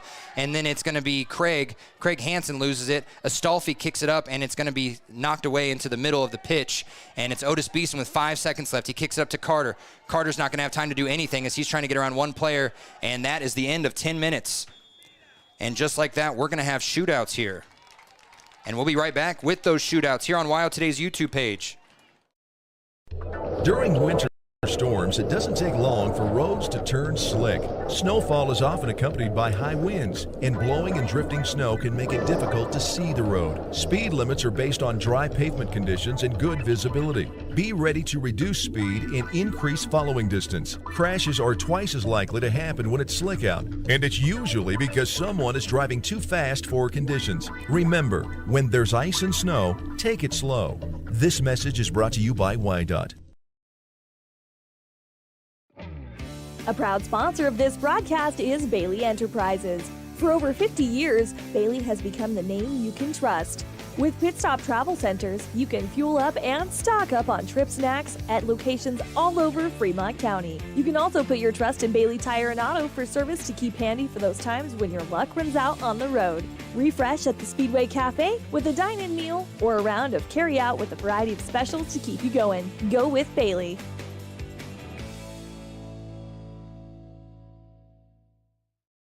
Visit Lander Gambles to make your home feel like new. They will beat any competitor's price. Stop by to speak to one of the sales agents or visit LanderGambles.com. Lander Gambles will help you find the perfect product that fits your budget and lifestyle. Lander Gambles, 420 Main Street, Lander, Wyoming.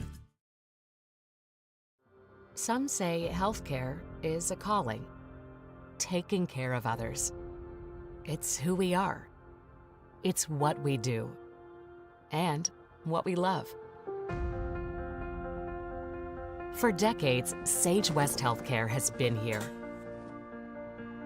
For the expected and the unexpected moments in life. As one of the region's largest employers, we're investing in our communities through donated services and charitable contributions.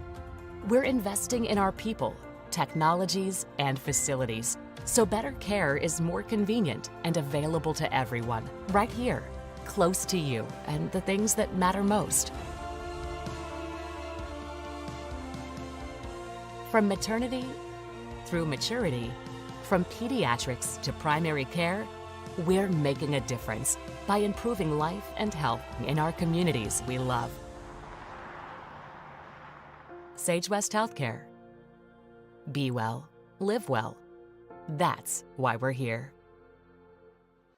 Welcome back. It's my bad. I thought we were going to go to shootouts after extra time, but instead they just put another 10 minutes on the clock, and so we're going to get more gameplay here, and it's going to be Buffalo with the ball first. They kicked it deep into the attacking third right from the center circle, and it goes out of bounds, and now Lander has it. A nice pass by Sawyer Knockhazel up towards the middle, and I still don't see Silas Wheeler, and I actually see him on the sideline. He must not have either passed the concussion protocol or he is just waiting to get his turn back on the field. But it is interesting that he is not out there. So now the ball kicked away from the goalie, and now Urruti has it right around the middle third. He gets it stolen away by Bear, and Whiskey just going to have a long cross down to Finn Richards, and that's Craig, I'm sorry, and that's a handball. It goes right off the hand of number 7, and you could hear it from the Lander bench that was not going to be looked over again. That would have been the second or third handball that the refs did not call. So Lander in good position here. Callum Wheeler, it looks like he's still kind of walking off that hit to the male private parts there. He's going to have a goal kick from the 35-yard line. Everybody is on the line of the goal box. And here he goes. It goes high, and it goes too high, and it goes right. I think he was kind of anticipating the wind to grab it and pull it left, and it did not. It just goes right of the goal. Goes over the head of everybody, though. Nicely placed, just a little bit off. 8:30 to go.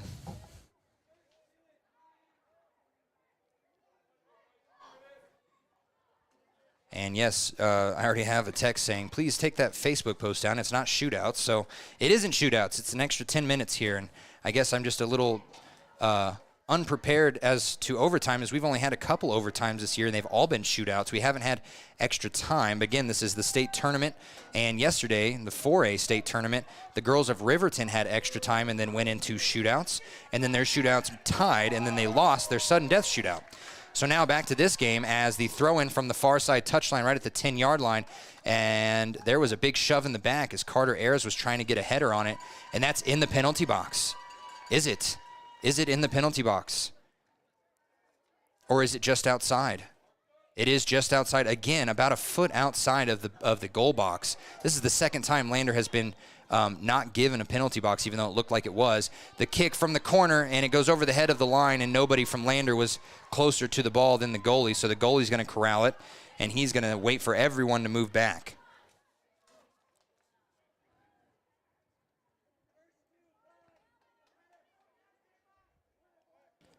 The kick deep and high, and Witzke with a cool little jump kick up in the air.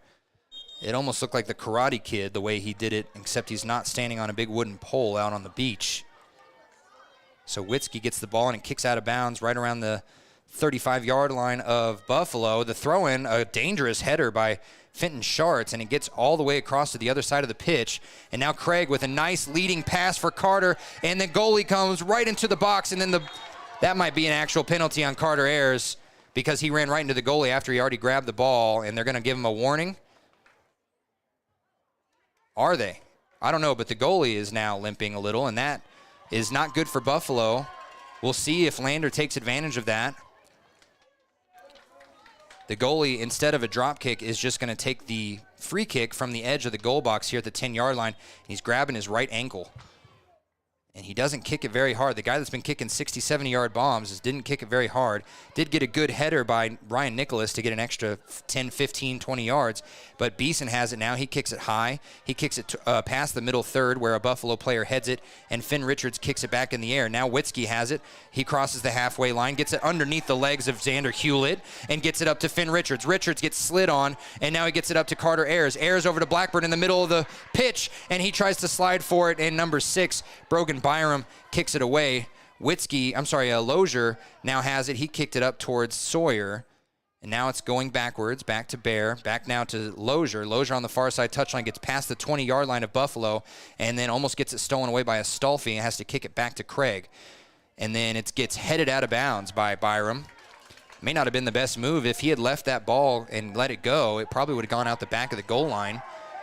And right now, Landers fans are coming out in bunches as they have a throw-in from the 5-yard line, and the throw-in goes right at the feet of number 17, that's Nicholas, and it gets kicked out, but not all the way. Headed away now by number 16, that's Schartz, and Beeson has to stop 3 different players from getting to it, and he can't stop Chamberlain from getting it. And now he gets a big lead for Hewlett down the right side, near side, and it's going to go out of bounds. 4:45 to go in this game. In this second overtime. The throw-in a little bit quick, and it goes to Witzke, and it goes out of bounds off Witzke. So now Chamberlain has it, and they have to wait for subs to come in. They were going to try and throw it in quickly, but coming in is Lane Rubel, a freshman for Buffalo, and coming out is Hewlett. Hewlett, man, if he's not a track star for Buffalo, I don't know if he's playing the right sport, because I've seen him sprint from the 50 to the 10. I mean, a 40-yard dash in probably under 6 seconds. The throw-in from Buffalo goes over the head of everyone, and then it's in the goal box. Now it's back out to Nicholas. Nicholas gets it to Astolfi. Astolfi tries a low kick, goes off the leg of Lander. Now it's in the middle of the pitch. Chamberlain had a shot at it, and good job by Callum Wheeler to just kick it and kick it as hard as he can. It goes out of bounds on the far side on the 25. Now the throw-in from Buffalo goes off the foot of Beeson, high in the air, back towards 2 Buffalo players on the near side, and it's going to go off the chest of number 18, the guy that just came in, Lane Rabel. 3:45 to go. Rabel gets a header on the throw-in, and it goes out of bounds again. So Finn Richards now at the halfway mark. He's going to hurry up and throw it in. He tries to throw it in the middle of 3 or 4 gold jerseys and gets to Sawyer Knockhazel, but Knockhazel heads it, and no one was there. And he's trying to say that he was pushed in the back by number 17, but doesn't matter as the header goes out the back of the goal box. Goalie looking a little better, still kind of splitting around that right ankle there. Now he steps on a little awkwardly when he gets up, and he's limping back to his goal box. The kick did get to a Buffalo player, but Lander is triple teaming Astolfi, and now gets up to the halfway line where number 16, Schartz, is waiting for it. And now a long pass goes badly for Buffalo. It goes too long for Rubel, and Cody Elliott is going to stop it, corral it, and he's going to drop kick it, I believe. Yes, he is. And his drop kick goes about 70 yards right into the head of Tomic. And Tomic, that ball goes out of bounds right at the halfway line. Witzke grabs it quickly, throws it in, and it hits the head of Buffalo. They were trying to get it over the head of Schartz, and he just jumped up. He's got some hops on him, and then Witzke kicks it out of bounds on the near side as he was trying to lead Finn Richards just a little bit too much. So now the throw-in by number 23, Tomic, goes off of a Buffalo foot. Now Lander had control, and now they lose it in the middle third. Sawyer Knockhazel battling with Rubel. Rubel gets it, kicks it up, and it hits Beeson. Ricochets right into Astolfi at the center circle. Astolfi stops and didn't see Bear Blackburn come up from behind him. Bear with a nice steal, and now he collides ankles with one player, and he has to hurdle over number 17, Ryan Nicholas. Nicholas gets up and takes a long shot, and it gets put back by Callum Wheeler. Now Witzke puts a knee on it up in the air. Rubel misses it in the air. There's 3 Lander Tigers there. Knockhazel is the first one there. Kicks it up towards Carter Ayers a little bit too hard, and Buffalo has it, but it gets kicked over to the other side of the pitch where Lozier gets it past a sliding Buffalo player to Carter Ayers. Ayers enters the goal box on the far side, and he kicks it, and it hits off of the goalie, and then the goalie jumps and dives on top of it. Finn Richards was a hair too short. Otherwise, he would have had a look at it with 80 seconds to go here. A deep goal kick. He must be feeling all right there. That one is it's going to bounce all the way out of bounds down by the 15-yard line of Lander from the goal. Witzke looking to throw it in, but he's waiting. He heads it over to Finn, and then who heads it straight to Sawyer. 4 headers in a row. Witzke got the 4th one. Now kicked away, and Chamberlain has it on the right side of the box. He gets it kicked away by Callum, and then number 18, again, the freshman, Lane Rabel. Confusing call there as he kicks it deep and out the back of the goal line. Lander with 35 seconds left has to get downfield in a hurry. Callum Wheeler can do that with this goal kick. He kicks it over the head of Sawyer Knockhazel, but he gets the ricochet almost off his hands, and now Buffalo has it. It goes off the shoulder of Beeson. Sawyer Knockhazel has it. He kicks it over Lane Rabel, and now Finn has it towards Bear Blackburn in the center circle. Bear with a nice lead up for Craig. Craig moves into the goal box, and he kicks it too hard for his own good, and it goes out the back of the goal box. But great momentum here, ending this 4th half, technically. Second overtime is going to be done and over with.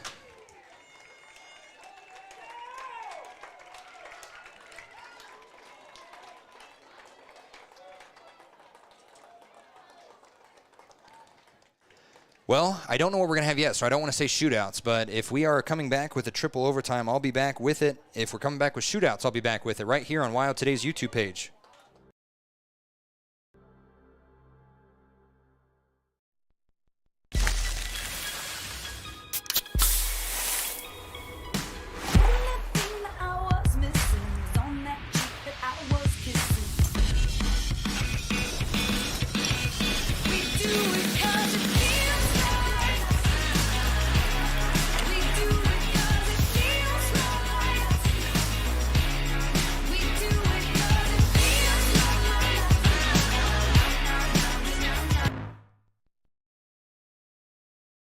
Hey there, how's your day going? Frustrating. My car's check engine light came on, and they can't take it in till next week. And then Max, our Rottweiler, chewed up my glasses, and I'm going to have to wait at least a week to get another pair. It seems you have to wait for everything important. I know the feeling. Some things seem to take forever to get done. Forgot to ask, how's your day? I had to take my daughter into the clinic to have her arm looked at. Let me guess. You had to wait to get an appointment. What was it, 1 week, 2 weeks? Same day. What? Same day? We go to Hot Springs Health. They offer same-day appointments at all their clinics. Riverton, Shoshone, Thermopolis, Worland, and Basin.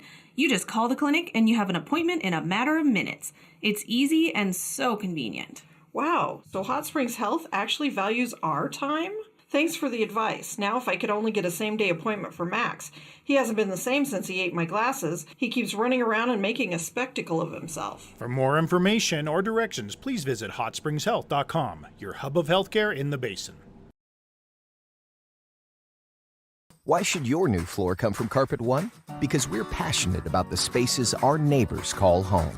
We're part of your community, and we're also part of the world's largest cooperative of independently owned and operated flooring stores. So you can be sure you'll get great selection and outstanding value with every installation. Whether it's carpet, hardwood, tile, or luxury vinyl, our experts take the guesswork out of choosing the right floor. We're your local Carpet One Floor and Home, the one store for your perfect floor. Welcome back. I'm just kind of going with the flow here, but Cody Elliott just got a standing ovation from the bleachers up here. And I have a lot of players coming out here, so I don't think we're getting to shootouts anytime soon. I think we're going to do another overtime. I think the difference between 4A and 3A is 4A does one overtime shootouts and then sudden death shootouts.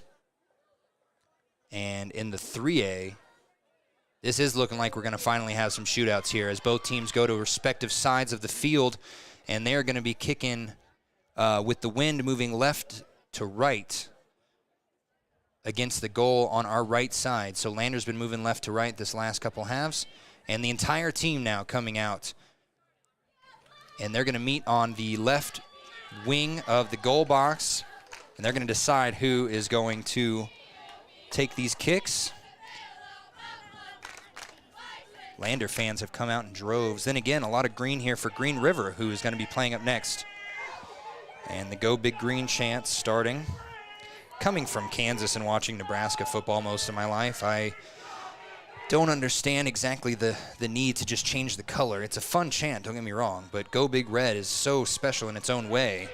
And you go anywhere now, and people, Worland, I heard a Go Big Orange chant the other day. It just doesn't sound the same as Go Big Red. I think Riverton's the only one that can still use Go Big Red and it work. Maybe some teams like Evanston or Rollins whose teams are red, but Go Big Green sounds just fine. It is one syllable. It's just weird when people, add multiple colors. Go Big Turquoise. I can't imagine that's going to be a chant anywhere else. So we are just waiting for the shootout lineups to come up. Cody Elliott and Tommy Wonka, both awaiting their turn in the goal box. And if you have missed out on this game, you've missed out on a lot of drama. The first kicker for Buffalo coming out is number 17, Ryan Nicholas, a sophomore. Cody Elliott steps in the box. I believe this is going to be best of 5, just like it has been all year long. He gets the whistle, takes the windup, and misses it wide right. Cody Elliott jumped left, and Nicholas goes wide right.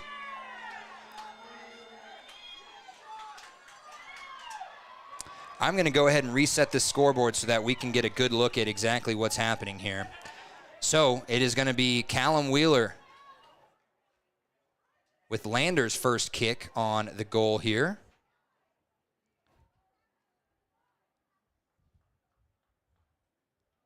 Wheeler has had a phenomenal season. Yesterday's own goal was the only black part of his season, and it wouldn't have mattered anyway. Worland was running away with it.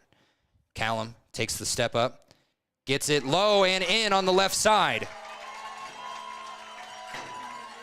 Lander up 1-0 after 2 kicks. Now coming up to kick is Francesco Astolfi, number 9, the junior. Been messing up his name all day, I'm sure. Astolfi grabs the ball, puts it down, listens to the ref. Cody Elliott, after that standing ovation, has to feel good, and then all he has to do now is hope his team can just score, as Buffalo has already missed one. And that one right down the middle, and Cody Elliott jumped right. And, Cody Elliott said it best after the shootouts with, I believe it was Powell, And he came up and he was one of our players of the game, and he said, they don't expect you to save these. They don't expect you on penalty kicks or shootout kicks to really to get the saves. As Finn Richards comes up now, and he takes a long windup. I'm talking 7 yards. And that one in the right side, and he gets a standing ovation as well. Finn gets a big hug from Bear Blackburn, the rest of his teammates. I wish I could film this right now. I'm very upset that we can't. Number 10 now coming up, Garrett Chamberlain, the senior.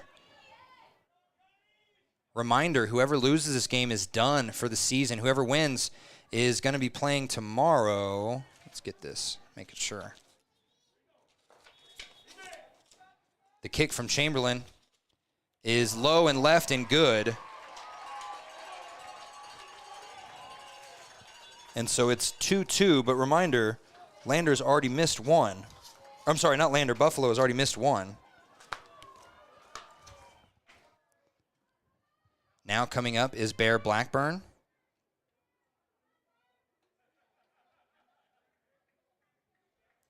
And whoever wins this game, let's watch Bear first with the left foot. With the right foot, he goes right, and it goes down and low and into the back of the net.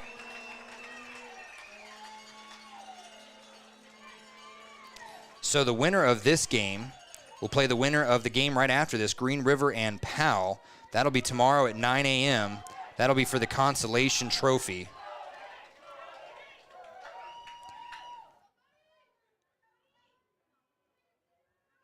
Now up to bat, so to say, for the Buffalo team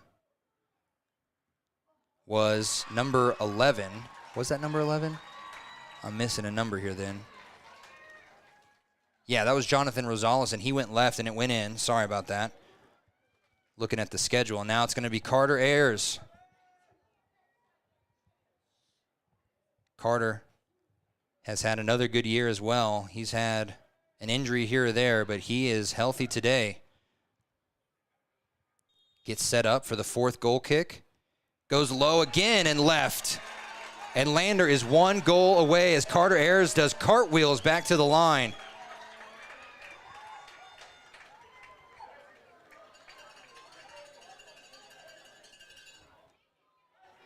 Now coming up, Ethan Long.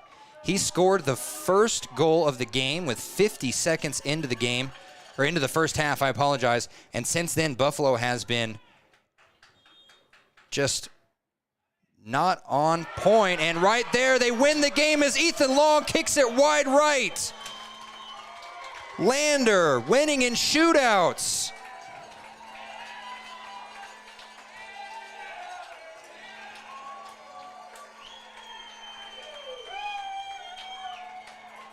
And boy, oh boy, I'm going to go see how many players I can get up here. This is a special moment on the field. Brett Prenz gets his first state tournament win as a head coach. We'll be right back with our Click It or Ticket postgame show right after this. Natural Health Solutions offers treatments for a variety of conditions, along with nutritional counseling, chiropractic, acupuncture, and more. Treatment plans designed individually to optimize your health. Call for an appointment, 856-8181 today. Is your resolution this year to be healthier? You may have made a commitment to improve your physical health, but don't forget about your financial health. Atlantic City Federal Credit Union is listed as one of the healthiest credit unions in the U.S., and we are the healthiest credit union in Wyoming, according to depositaccounts.com. Don't risk having your accounts anywhere else. Become a member today and accomplish your first resolution by becoming healthier. Financially speaking, that is. Federally insured by NCUA. Open your eyes to a credit union. Atlantic City Federal Credit Union.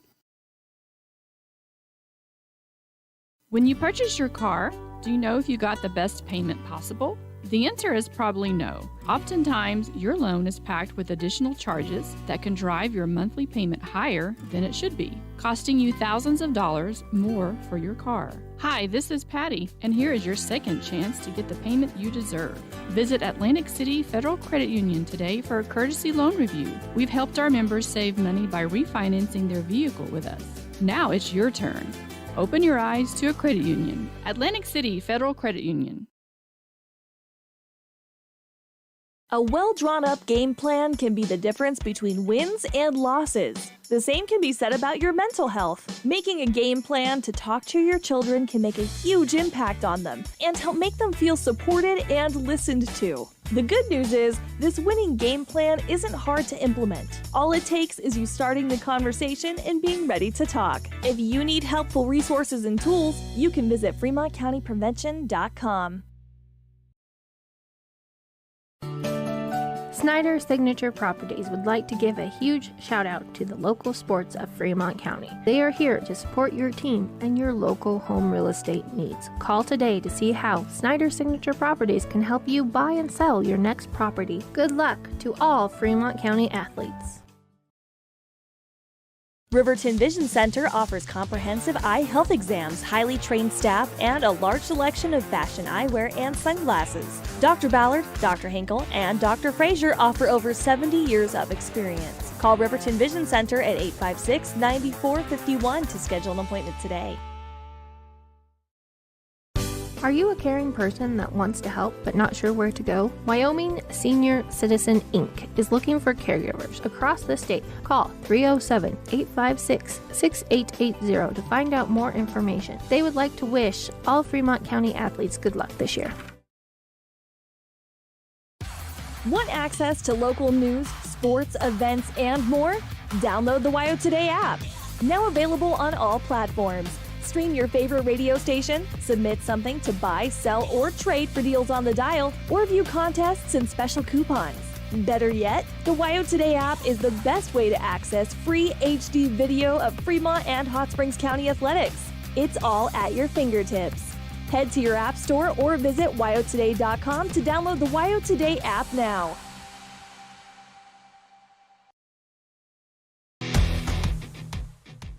When you think about wellness, do you think about long walks, nutrition, having a personal trainer? No matter what your idea of wellness looks like, you can find yourself at Gotchi Gym. Their 1,900 square foot facility makes them one of the largest gyms open to the public in Wyoming. Be the best version of yourself with state-of-the-art equipment from senior to strongman. Take advantage of having a bistro on site as well as a certified NASM personal trainer. Take the first step in reaching your goals. Gotchi Gym. Gotchi Rehabilitation is always looking for new team members. See more at gotchi.org. Community Health Centers of Central Wyoming has locations across Fremont County ready to serve you at DuBois Medical Clinic, Riverton Community Health, and Lander Community Health Pediatrics. We accept all forms of insurance, including Medicaid and Medicare. Are you struggling to get medical care? Ask for their sliding fee scale. From family medicine to pediatrics, Community Health Centers are here to serve you. Call 307-463-7160 or visit chccw.org to schedule your appointment. Riverton's Hampton Inn & Suites is proud to sponsor our youth athletics in Fremont County. Fremont County school athletics provide our youth timeless experiences and lessons that can lead to success for life. Setting goals, teamwork, and hard work make young athletes into good citizens. Papa Murphy's is proud to sponsor this week's Player of the Game. For a limited time, enjoy a Papa Murphy's barbecue chicken pizza made with KC Masterpiece barbecue sauce. After the game or anytime, you can't beat the fresh ingredients and authentic flavor of a Papa Murphy's Take and Bake pizza. And you know it's baked right every time because you baked it yourself. Papa Murphy's on North Federal in Riverton. Drop in or order online at papamurphys.com. Go Wolverines! At Teton Therapy, our people make the difference.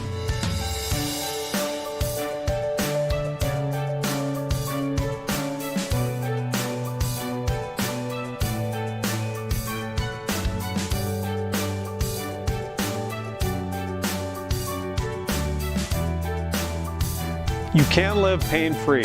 The amazing staff at Teton Therapy can help. In Lander and Riverton. For decades, Sage West Healthcare has been committed to improving the health of our communities. Today, we're investing more in our communities, in our people, and in advanced medical technologies, so access to better care is closer to home. Wind River Family and Community Healthcare has clinics located in Arapahoe, Ethity, and Riverton. We provide family medical services along with dental, optometry, behavioral health, physical and occupational therapy, and more. Our in-house lab and pharmacy at all locations make for a one-stop primary healthcare center for your healthcare needs. Wind River Family and Community Healthcare is striving for a stronger, healthier community because Wind River cares. More information can be found at windrivercares.com. Welcome back to our Click It or Ticket post-game show, and we have one heck of a one coming up as we're going to get to talk to a lot of the players that just scored. I'm going to keep it kind of quick for them because I know they have time limits. They have to go back and do stuff. I'm sure they have to go eat. They have to get back up into their hotels and stuff, make sure their bus schedules all work and everything.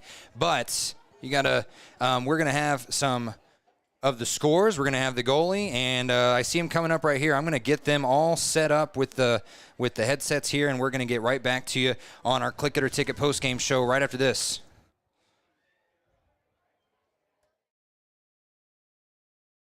Your car or truck is an investment. When it needs repairs, you need someone you can trust to do the job right. Take it to Gunner's Automotive. They repair all makes and models of cars and trucks, from oil changes to brakes, tires, and more. Gunner's Automotive, 856-2288. Wyoglass wants to wish all the Lander Valley Tiger teams good luck this year. Wyoglass is locally owned and operated in Lander. They bleed green. Call or stop in today to get a quote on a window or get a quick fix on your window for a rock chip. Wyoglass is Lander. High Plains Power is a Touchstone Energy cooperative. What does that mean for you as a Rural Electric Association member? It all comes down to 7 principles: open membership, one voice, one vote, member benefits, independence, education, cooperation, and community. To understand how it all works, we're headed back in time. In 1879, electricity was in major cities, but rural areas were out of luck. In 1935, President FDR made it possible for companies to build power lines to unserved areas. By the time we hit 1941, some 400 electric co-ops had been organized to serve rural America, just like High Plains Power. For more information, visit highplainspower.org. Camera, no. Yeah. Welcome back. We are back with all of the goal scorers as well as the goalkeeper himself. We're here with Carter Ayers, Finn Richards, Callum Wheeler, Bear Blackburn, and Cody Elliott. Guys, great game, honestly. What was going through your mind after the second overtime? You guys can talk about whoever wants to talk first, but what was going through your mind after the second overtime ended and it's still 1-1, and now you have to go to shootouts? I mean, we practiced shootouts at the end of our practices this week, you know, because we had a feeling that we would go to one this weekend, and you know, it went how we wanted it to go, and we were able to, all 4 of us were able to score, and Cody stepped up big time, and yeah, you know, we're just able to bring it home.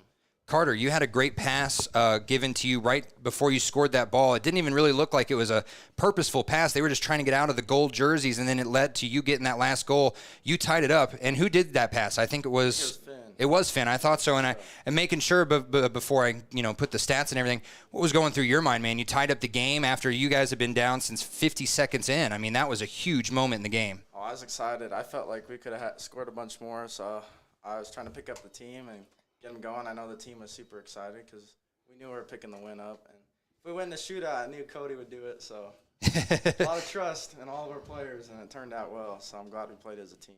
And, while you mentioned Cody, let me hand it to him. Cody, you didn't have to do as much work as you did the last time we talked to you with a shootout.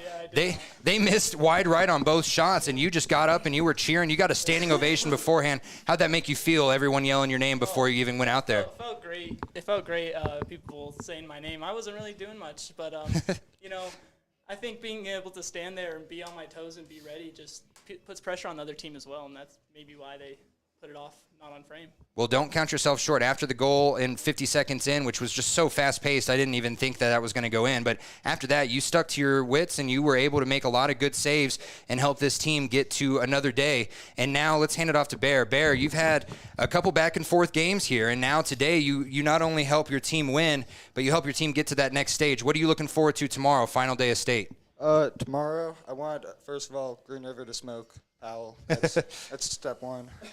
Step two, I'd like to come out with a win, finish the season off on a positive note. But yeah, that's all. Yeah. Callum, yesterday you went down and you hit the goal and you hurt your knee. We all kind of thought if that was going to be an issue today. Was that an issue today? Nah, it was not an issue. I'm just a stud like that. You know, the kid out there asked, he's like, do you play football? I'm like, no. He's like, you're so big. And I'm like, thanks, bro.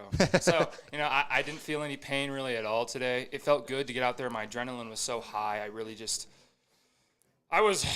didn't feel anything, to be honest. I'm starting to feel it now. I got turf burns all over. My knee's starting aching, you know. But let me ask, and I'm sure I'll get in trouble from my boss for asking this. Did you get hit in the downstairs down there earlier? Was that you? Downstairs? Yeah. Did you get hit down? Oh, yeah. I got nailed, man. And it was like, that was bad. That's when I was starting to slow down a little bit because it just kept hurting and, you know, stomach.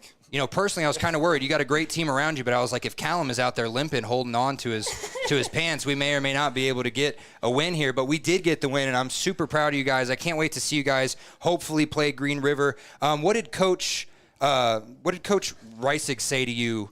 He was really, really loud. I could hear some of what he was telling you guys. Did that get into you? Did that soak in? What he was saying, I can't repeat some of it on air, but, man, he was loud and he was proud and he was happy that you guys were taking shots. He really just put so much energy into us. I mean, he believed in us. He knew we could do it, we practiced. I mean, yeah, he just put so much energy in us. You want to add something, Carter? I mean, that's it. I mean, he's the one that gets our team started.